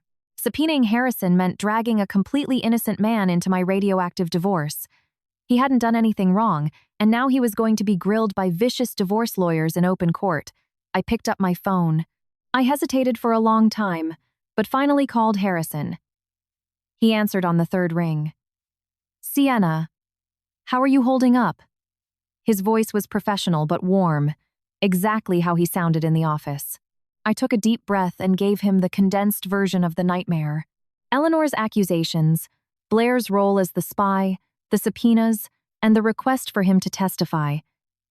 Harrison was quiet for a few seconds. Then, he said something that left me paralyzed. "You know, Sienna, there's something I never told you." His voice dropped. "About 3 months ago, your mother-in-law showed up at the corporate office." "She came to the office?" I almost yelled. "Yeah," Harrison said calmly, though I could hear the underlying tension. "She marched right up to my glass office in front of the entire floor. She told me to stay the hell away from you and stop destroying her son's family." My head spun. 3 months ago. I was 2 months pregnant then. There was absolutely nothing going on between Harrison and me. And Eleanor drove to my corporate office to stage a scene? "Why didn't you tell me?" My voice shook. "I didn't think it was necessary," Harrison said gently. "You were pregnant.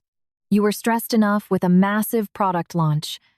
I didn't want to add to it, and honestly, I took one look at her and realized she was deeply unwell. I had security escort her out. Why engage with crazy?" He paused. "But since we're going to court, I can testify to this. There were 20 witnesses on the floor, and building security definitely still has the CCTV footage. My lawyer will pull it for yours." I hung up the phone and sat in stunned silence. Harper asked what happened. I repeated Harrison's words. Harper's eyes widened, and then a manic energy took over her. 3 months ago! She jumped up. "Sienna, do you realize what this means?" Her harassment wasn't a spur-of-the-moment reaction on the stairs. She spent 3 months manufacturing a psychotic narrative to justify getting rid of you. This proves absolute, undeniable premeditation. She ran into her bedroom, not even closing the door, and immediately called Hayes. I could hear her rapid fire, adrenaline-fueled legal jargon echoing down the hallway. I sat alone in the living room, watching the rain. It was still pouring, but for the first time I saw a sliver of light breaking through the clouds. The day of the hearing, the weather finally cleared. The crisp November sun illuminated the gray stone of the Boston courthouse. It provided light, but no warmth. I stood on the courthouse steps wearing a tailored navy blue trench coat Harper had picked out for me. My hair was tied in a low ponytail, and I wore zero makeup. Next to me stood Attorney Hayes, gripping a leather briefcase, his expression a mask of professional calm. Harper stood on my other side, nervously checking her watch. At 9:15 a.m., a black Uber pulled up to the curb. Eleanor stepped out. She wore a black cashmere coat, her hair meticulously styled, her makeup flawless. She looked like she was attending a charity gala, not a civil deposition for assault. Callum followed her out, his face ashen, his head hung low, refusing to look in my direction. I noticed a middle-aged man in a charcoal suit and gold-rimmed glasses standing next to Eleanor. He oozed the arrogance of a high-priced litigator. Hayes leaned in and whispered, "That's Attorney Thorne, one of the most ruthless divorce sharks in the state. He specializes in high-net-worth family warfare. He's eloquent, but he fights dirty." As Eleanor reached the top of the stairs, she suddenly stopped. She turned and looked at me, a polite smile spreading across her face. It sent a shiver down my spine. It wasn't an angry smile.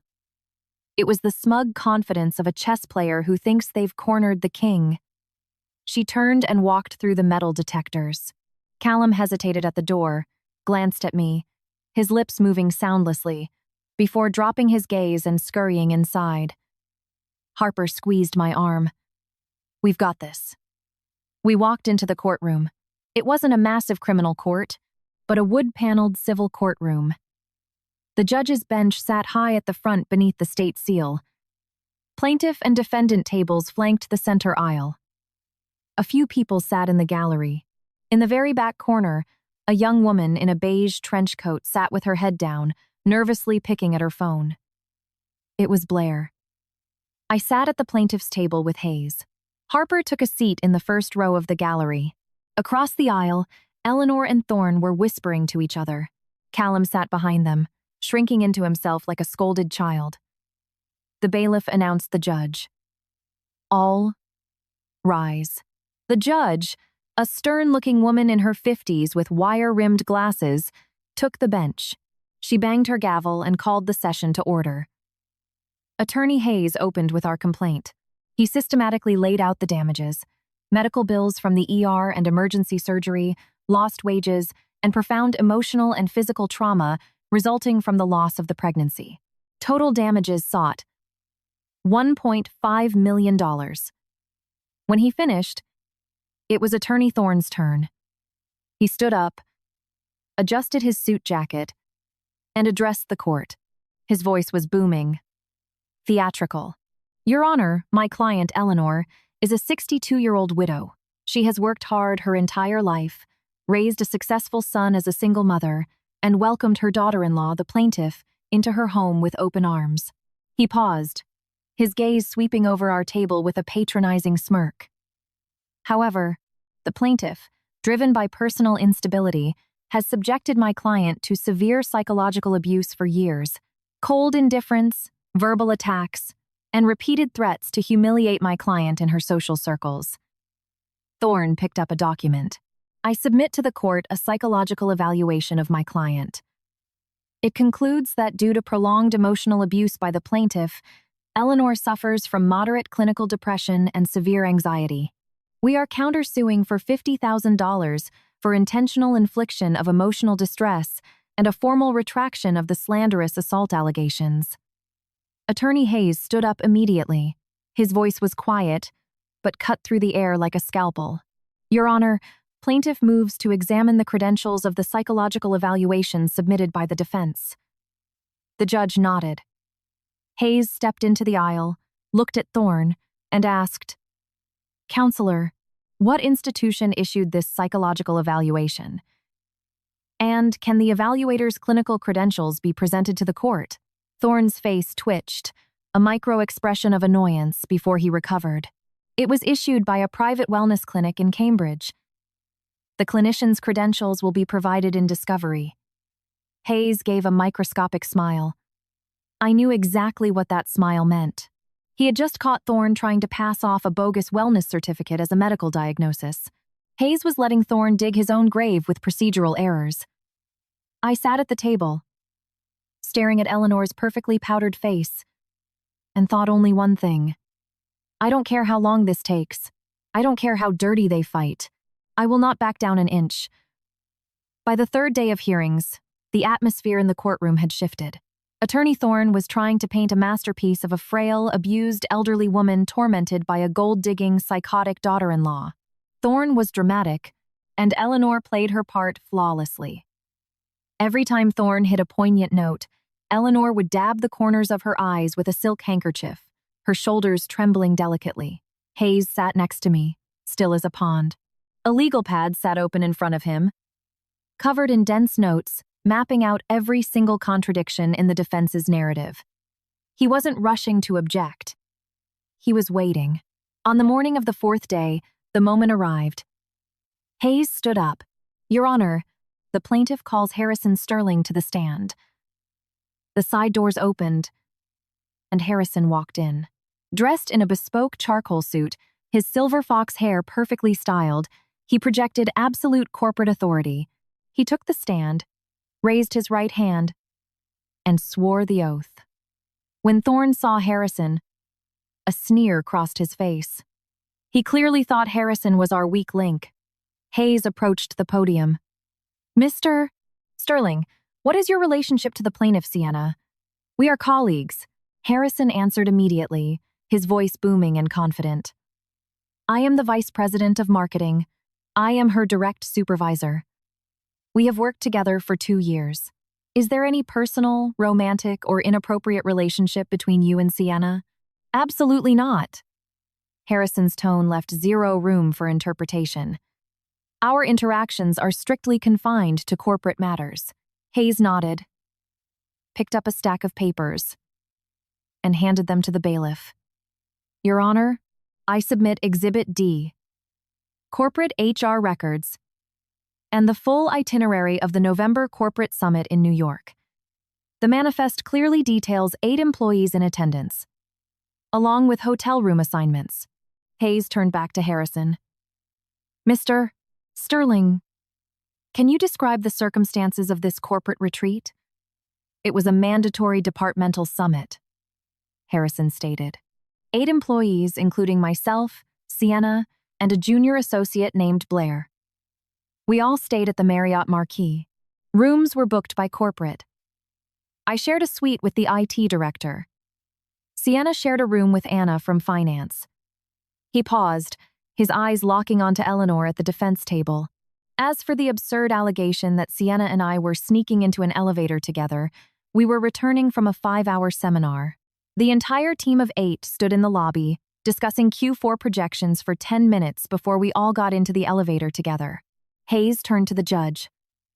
Your Honor, the defense has aggressively tried to weaponize a fabricated affair to justify the horrific actions of the defendant. The facts show this was a highly documented corporate event. Thorne shot up from his chair. Objection! Your Honor. Request permission to cross-examine. Proceed, Mr. Thorne, the judge said. Thorne swaggered up to the podium, locking eyes with Harrison. Mr. Sterling, you claim your relationship with Sienna is strictly professional. Then please explain to this court why my client, Eleanor, felt compelled to march into your corporate offices and demand that you stay away from her daughter-in-law? Thorne thought this was his kill shot. He was dead wrong. Harrison looked down at Thorne. His gaze was glacial. I would love to ask Eleanor that exact same question.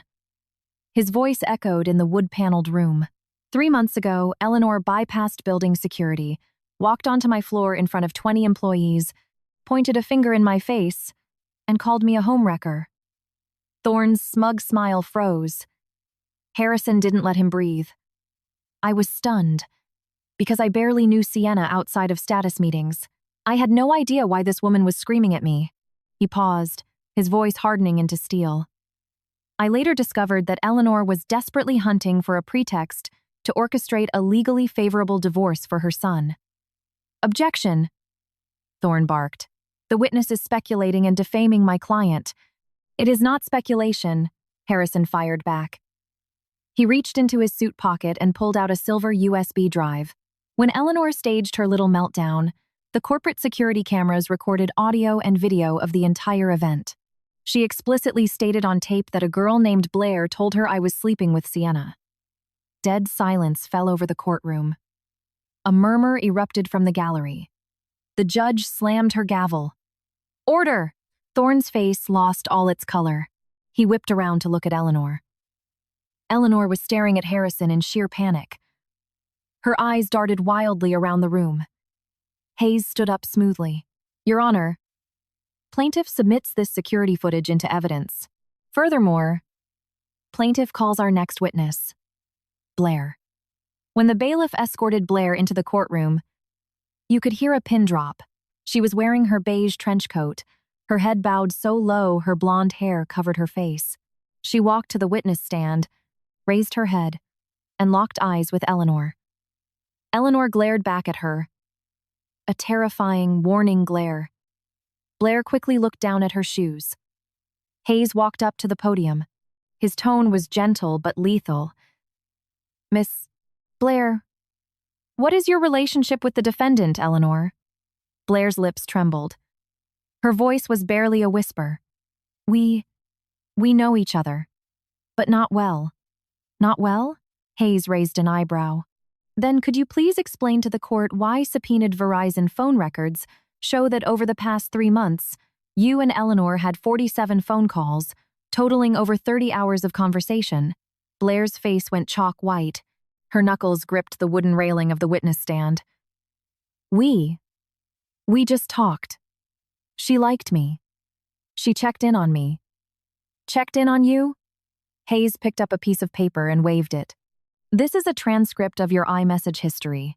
Let me read a few. He cleared his throat. July 18th, Eleanor to Blair. Sweetie, Callum is working late tonight. Take him out to dinner. I already told him to. Hayes flipped the page. July 25th. Eleanor to Blair. Sienna is in New York. Come over to the house tonight. I'll cook you a nice dinner. He flipped another page. August 3rd. Eleanor to Blair. Don't worry, sweetie. You are the only daughter-in-law I acknowledge. That Sienna will be out of this house soon enough. Hayes slammed the paper down on the podium. His eyes bored into Blair like sniper lasers. Miss Blair, those are just the text messages. Would you like me to read the call transcripts? Blair started to shake. She kept her head down, tears silently falling onto the wood. Hayes turned to the judge, his voice rising in volume and righteous fury. Your Honor, these records unequivocally prove that for months prior to the assault, the defendant actively groomed an affair between her married son and this witness. She explicitly promised to violently remove my client from her own home. This was not a spontaneous family argument. This was a premeditated, malicious conspiracy to execute a forced eviction. To achieve this, the defendant manufactured a false narrative of infidelity and ultimately shoved a 5 months pregnant woman down a flight of stairs. Thorne jumped out of his chair, practically screaming. Objection. Counsel is testifying and badgering the witness with highly prejudicial, unproven allegations of assault. Hayes turned and looked at him. Unproven?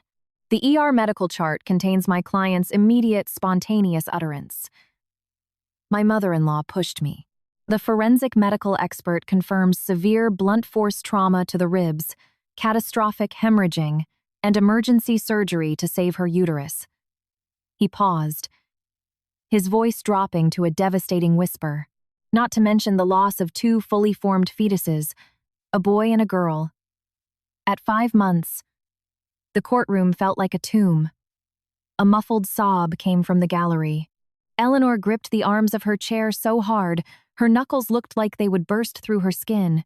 Her jaw was clamped shut. Hayes picked up another document. Your Honor, this is Blair's corporate badge swipe log, cross-referenced with Callum's overtime logs. They are identical. Every time Callum was working late, Blair was in the building, and they badged out within 5 minutes of each other. He tossed the file down. None of this is a coincidence. The judge peered over her glasses. She looked at Blair, then at Eleanor. She turned to Blair, her voice carrying the terrifying weight of the bench. The witness is reminded that perjury is a felony in the state of Massachusetts. You stated you barely knew the defendant. Explain the text messages. Now. Blair choked out a sob. Suddenly, her head snapped up. Her face was streaked with mascara and tears. She made me do it. She pointed a shaking finger directly at Eleanor. Her voice was shrill, cracking under the pressure. She told me to sleep with Callum.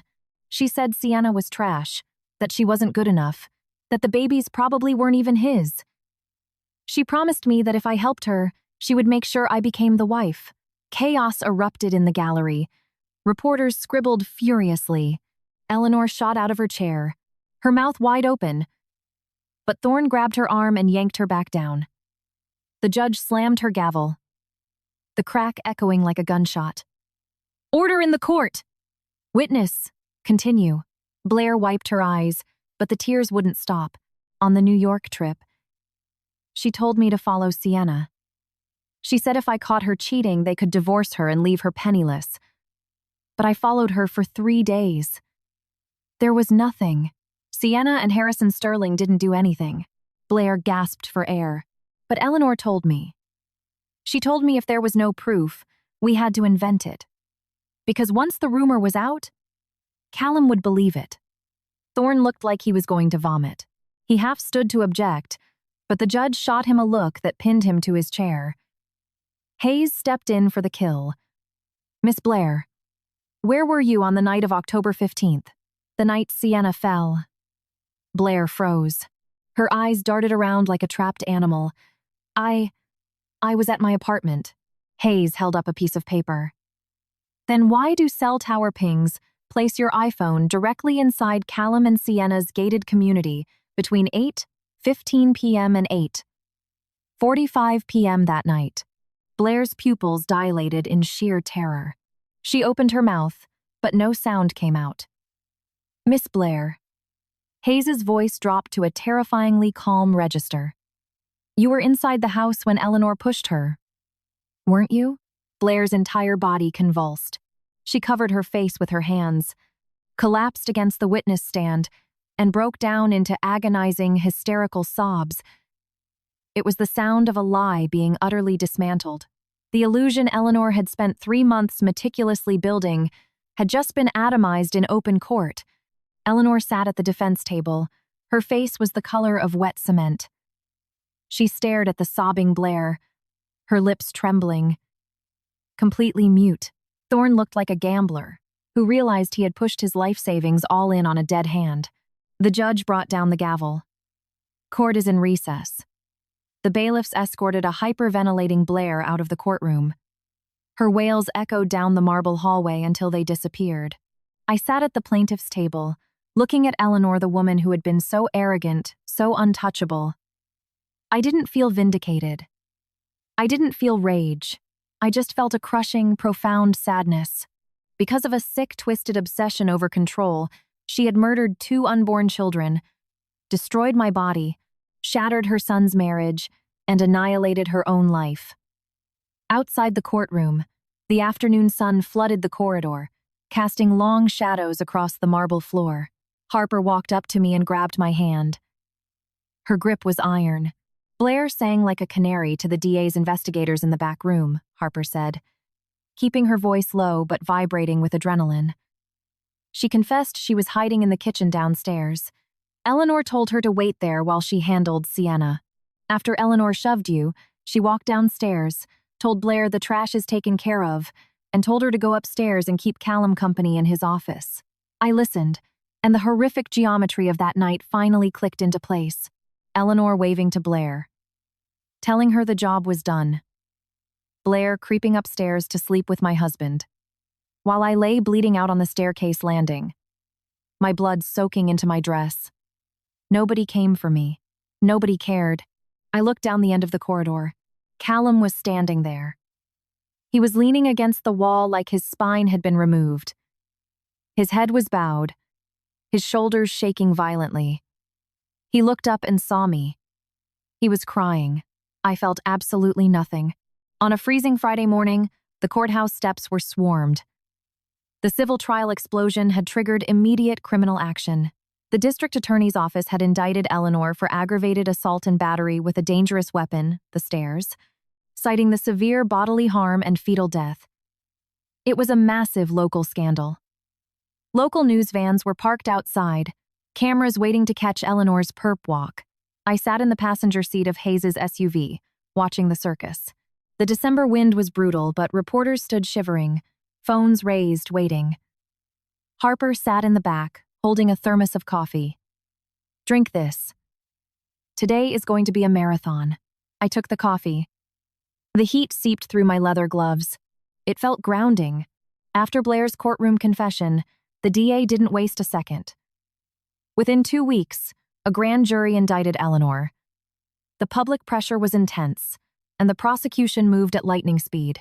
I opened the car door and walked into the courthouse. The criminal courtroom was packed to absolute capacity. The gallery was overflowing with journalists and curious locals.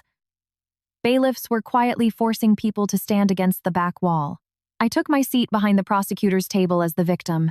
Harper sat directly behind me. Hayes sat next to me, organizing his files as a consulting civil attorney. Eleanor was already sitting at the defendant's table. She was wearing a beige, jail-issued jumpsuit over a white long-sleeve shirt. Her hair was unkempt, her roots showing stark gray. She wore zero makeup. She looked 10 years older than she had at the civil hearing. Callum was sitting in the front row of the gallery, right behind her. He looked skeletal.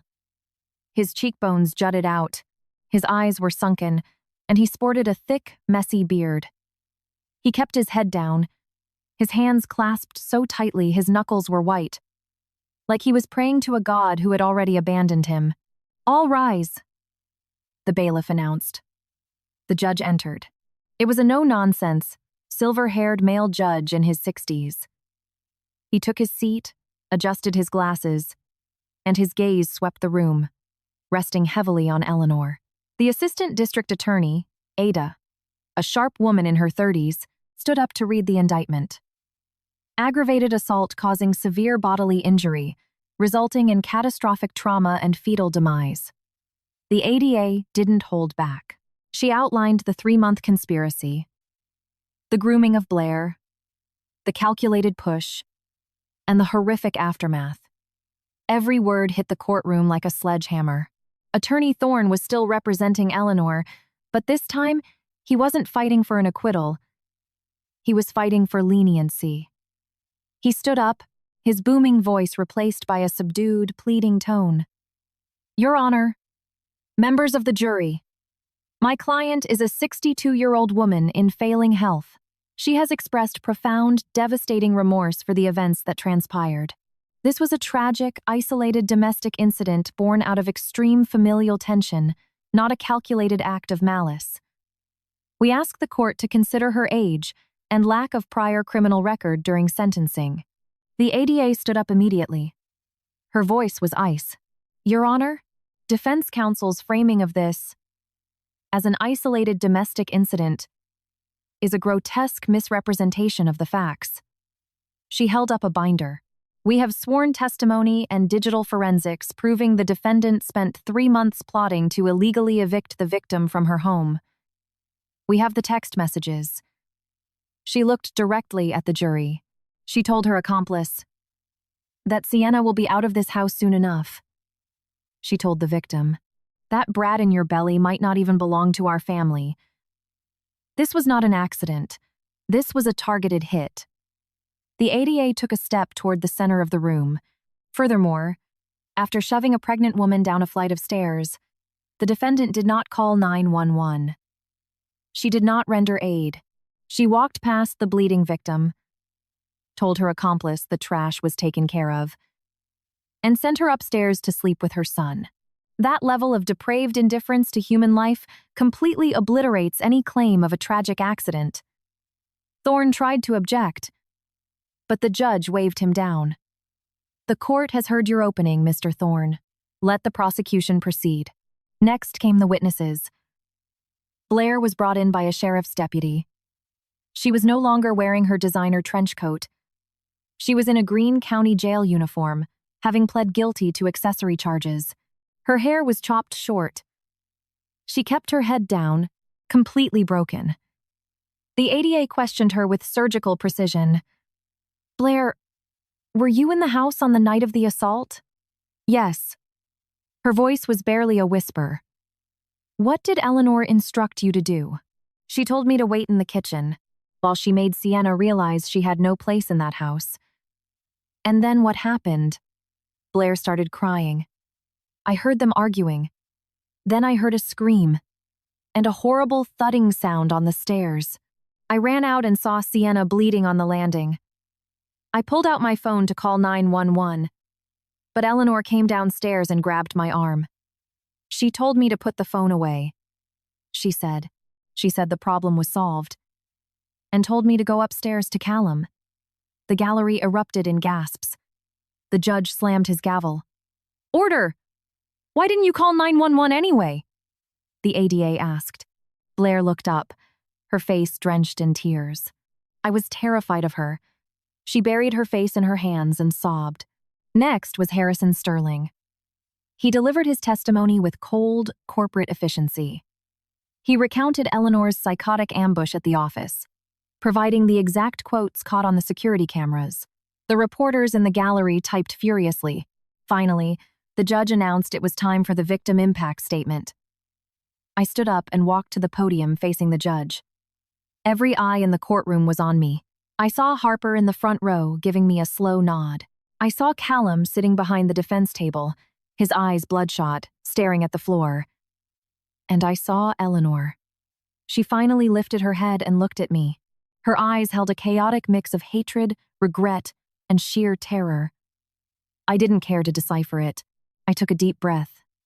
My voice was steady. So steady, it surprised me. That night, Eleanor asked me to go upstairs to find a document. I looked directly at the judge. I walked toward the stairs. She was standing behind me. She told me the babies inside me weren't her sons. When I turned to ask her what she meant, she put both hands on my chest and shoved me with all her strength. The courtroom was dead silent. I tumbled down the stairs. My body hit the wooden edges, and in that moment, I felt my children die. A muffled sob echoed from the gallery. I didn't stop. I lay on the landing in a pool of my own blood. Eleanor walked downstairs, stepped over my bleeding body, went into the kitchen to get a glass of water, and then walked away.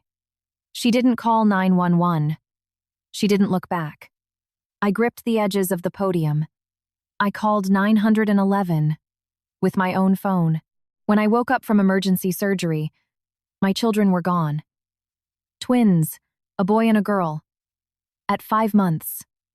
I paused, letting the silence ring out. When my husband arrived at the hospital, I told him his mother pushed me. His first reaction was to tell me to shut my mouth. He told me not to make a scene because his mother was getting old and couldn't handle the shock. He told me we could just make more babies. I looked over at Callum. He was shaking violently, his face buried in his hands. Your Honor, I lost 2 children. I lost my health. I lost 3 years of my life to a marriage built on lies. I lost my faith in humanity. I am not standing here today for financial compensation. I am not standing here for an apology. I am standing here demanding that the justice system holds a monster accountable for what she did. I stepped back from the podium. The courtroom remained completely silent for a long, heavy moment before the judge banged his gavel. We will recess for deliberation. Court is adjourned. Walking out of the courthouse, a light winter drizzle had started. The freezing droplets hit my face. Attorney Hayes shook my hand. You did flawlessly, Sienna. The rest is up to the law. I nodded. Harper popped open an umbrella and pulled me under it.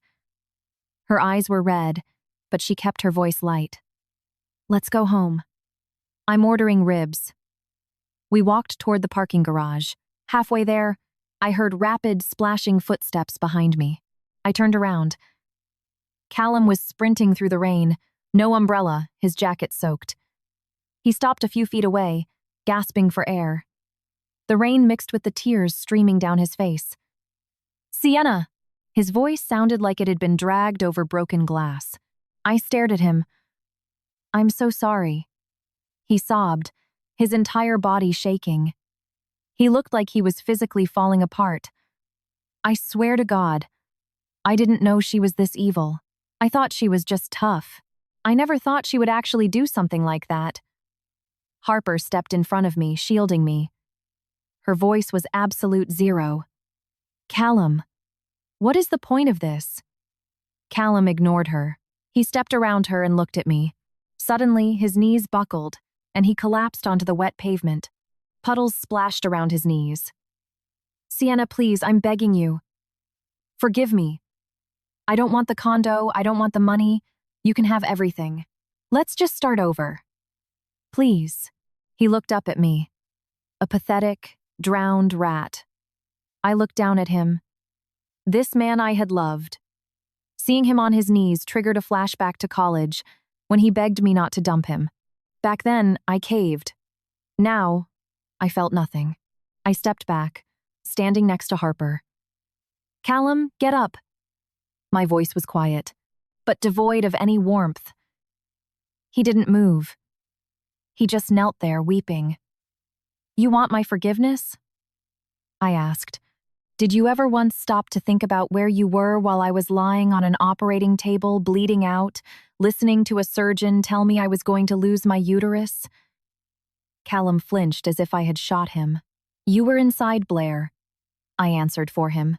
Your mother pushed me down the stairs and you were with Blair. Your mother plotted to ruin my life, and you were with Blair. Your mother stopped Blair from calling 911, and you were upstairs with Blair. I crouched down so we were eye to eye. Callum, tell me exactly what it is you expect me to forgive. He opened his mouth, but no sound came out. I stood up, turned around, and got into Harper's car. Harper started the engine. The windshield wipers swept back and forth. As we drove out of the lot, I looked in the side mirror.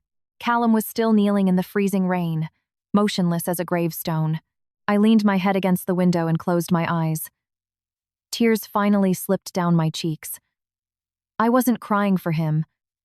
I was crying for my babies, for my unborn son and daughter, for the fact that I never even got to name them, for my body, which would never be the same, for my innocence, which was gone forever. The day of the sentencing, the sun was blindingly bright. The December light hit the courthouse walls, making the stone gleam. I stood outside the massive brass doors. I felt strangely calm. Harper stood next to me in a sharp black peacoat. Hayes stood on my other side, holding his briefcase. 14 days. Exactly 14 days since the trial ended. During that time, the divorce was finalized. Callum didn't fight a single clause. He signed the papers in silence, gave me the condo, the assets, and took his clothes. On the day he moved his stuff out, he stood in the living room staring at our framed wedding photo on the wall 3 years ago. Him in a tuxedo, me in a white dress. Laughing like we had the world on a string. He took the photo down, laid it on the table, picked up his suitcase, and walked to the door. He stopped, without turning around. Sienna, do you hate me? I did, I said. Now, I just want you to completely disappear from my life. He stood in silence for a long time, then opened the door and walked out. Before it clicked shut, I saw him raise his hand to wipe his eyes. I felt no pity. The courtroom for the sentencing was packed tight. When the deputies brought Eleanor in, she was a ghost. Wearing a prison jumpsuit, her hair completely gray and matted, her face sagging with deep wrinkles. She looked nothing like the aristocratic woman from Beacon Hill she pretended to be. Callum sat in the front row, his head down, fingers intertwined, waiting for the hammer to fall. All rise. The judge took the bench. He opened the file, looked out across the silent room, and began to speak. His voice was projected through the microphone, hitting every corner of the room. This court finds that the defendant, Eleanor, as a result of profound malice and familial conflict, intentionally pushed the victim, Sienna, down a flight of stairs. This act caused catastrophic bodily injury and the termination of a 5-month pregnancy. The facts are indisputable. The prosecution has met its burden. He paused, turning a page. The defendant acted with premeditation. Following the assault, she showed a depraved indifference to human life by denying medical aid to the bleeding victim. Furthermore, she committed perjury and orchestrated a campaign of legal harassment to obscure her guilt. These are severe aggravating factors. The law demands a harsh penalty. Eleanor swayed on her feet. A bailiff had to grab her arm to keep her upright. However, the judge continued, taking into account the defendant's advanced age, lack of prior criminal history, and her eventual guilty plea to avoid a drawn-out jury trial, this court will apply a downward departure from the maximum sentence. He looked directly at Eleanor. His voice boomed. It is the judgment of this court that the defendant, Eleanor, is sentenced to 3 years in a state correctional facility. The gavel slammed down. A collective gasp swept through the gallery. Some muttered it was too light. Others were stunned she was actually going to prison. Eleanor's knees buckled. 2 deputies caught her under the armpits and began dragging her toward the holding door. As they passed the front row, Eleanor violently jerked her head back to look at Callum. Her mouth opened and closed soundlessly, and then she wailed. A guttural, horrifying wail. Tears streamed down her wrinkled face, dropping onto her jumpsuit. Callum jumped up, reaching his hand out toward her, but the deputies shoved her through the heavy wooden doors. They slammed shut. Callum stood there, his hand suspended in empty air, before slowly letting it drop. I stood up. Harper gripped my hand tightly. Attorney Hayes closed his briefcase and shook my hand. It's over, Sienna. Walking out of the courthouse, the winter sun was blinding. Reporters swarmed us, cameras flashing, microphones shoved in my face. Harper ran interference, physically blocking them and pulling me toward the car. I stood in the sunlight. Suddenly, I felt a massive, suffocating weight lift off my spine. Something I had been carrying for months, something that had crushed my lungs, was finally gone. That night, I received one final text message from Callum. It wasn't an iMessage, just a standard SMS. A massive block of text.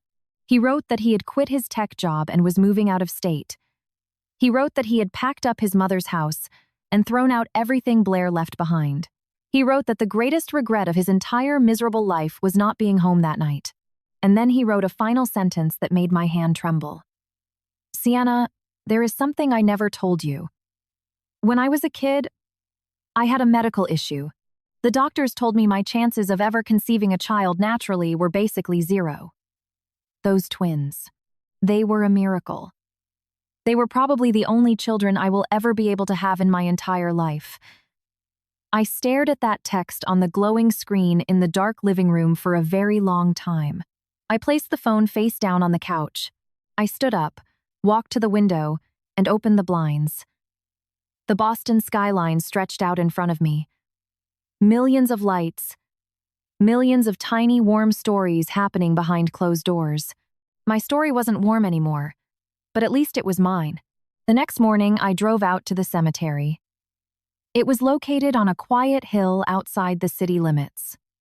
The December wind was vicious, cutting across my face like a razor. Wearing a heavy black wool coat and carrying a bouquet of white chrysanthemums, I walked up the stone pathways step by step. Harper walked far behind me, giving me space. She knew I needed to do this alone. In the quietest corner of the cemetery, I found the small headstone. There were no names on it, just a date, the day they left. I crouched down, laid the white flowers at the base of the stone, and knelt on the frozen grass. I pressed my bare hand against the granite. It was freezing, bitingly cold. Years ago, I had read a book. It said that every child is a star in the sky, and they look down from the clouds to pick their mother. They search for a long time before they choose you. I knelt there, staring at the date carved into the stone, and whispered one sentence. I'm so sorry. Mommy couldn't protect you. The wind swept over the hill, rustling the petals of the chrysanthemums. I pressed my forehead against the freezing headstone. The tears finally came. They weren't tears of grief, and they weren't tears of anger. They were tears of goodbye. Goodbye to the two tiny souls who never got to open their eyes and see the world. Goodbye to the version of me who shrank herself to fit into a toxic marriage. Goodbye to the gray, painful, endless days. I don't know how long I stayed there. Eventually, I stood up, wiped my face, and started walking back down. Harper was waiting at the bottom of the steps, leaning against the wrought iron railing, an unlit cigarette pinched between her fingers. When she saw me coming, she pocketed the cigarette and stood up straight. Let's go, she said. I nodded. We walked down the hill together. The wind blew through the pine trees, making a low, rushing sound, like an old, quiet melody. At the bottom of the hill, I looked back one last time. The cemetery looked incredibly peaceful in the harsh winter sunlight. The rows of white stones looked like guardians standing watch.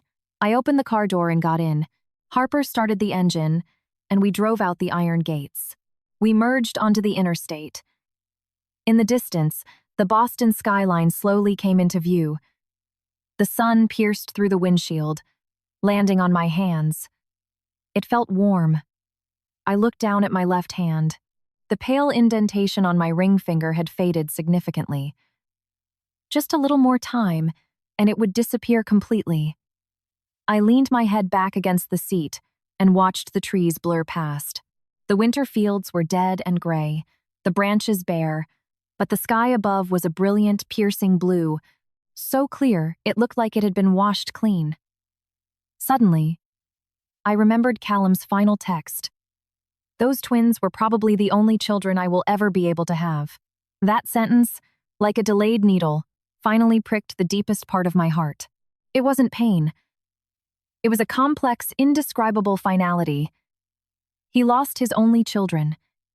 He watched his mother push that miracle into the abyss, and he defended her. He knelt in the rain begging for forgiveness, but I couldn't give it to him. Not out of hatred, but because some things, once broken, can never be put back together. The SUV crossed into the city limits. Harper suddenly broke the silence. "Sienna, what are you going to do now?" I turned my head and looked at her. Her profile looked soft in the morning sun. "I'm going to rest for a little while," I said. "And then, I'm going to start over." Harper nodded, not asking for details. She just said one thing. "Whatever you decide to do, I've got your back." The car pulled up to the brownstone. I opened the door and stepped out onto the sidewalk. The winter sun washed over me like a quiet blessing. I stood on the pavement, watching Harper's car drive away toward the office. Then, I turned around, unlocked the door, and walked upstairs. The apartment was dead quiet. Sunlight spilled through the massive bay windows, casting a bright, golden square on the hardwood floor. I walked into the guest bedroom, opened the closet, and pulled out the beige maternity dress. I folded it neatly and placed it into a cardboard box. Then I gathered all the baby things, the tiny onesies, the socks, the little hats, everything I had bought when I was still carrying them. I placed them all into the box, taped it shut, and slid it deep under the bed. I walked out to the living room, sat on the couch, picked up my phone, and permanently deleted Callum's final text message. From the street below, I heard the sound of children laughing, pure, unburdened, like birds singing in the spring. I closed my eyes, leaned my head back, and took a deep, long breath. My lungs filled with the crisp December air, but I didn't feel cold. I felt a lightness I hadn't felt in years, like I had finally set down a massive, suffocating weight I had been carrying for miles. I knew that from today on, my life finally, completely, belonged to me.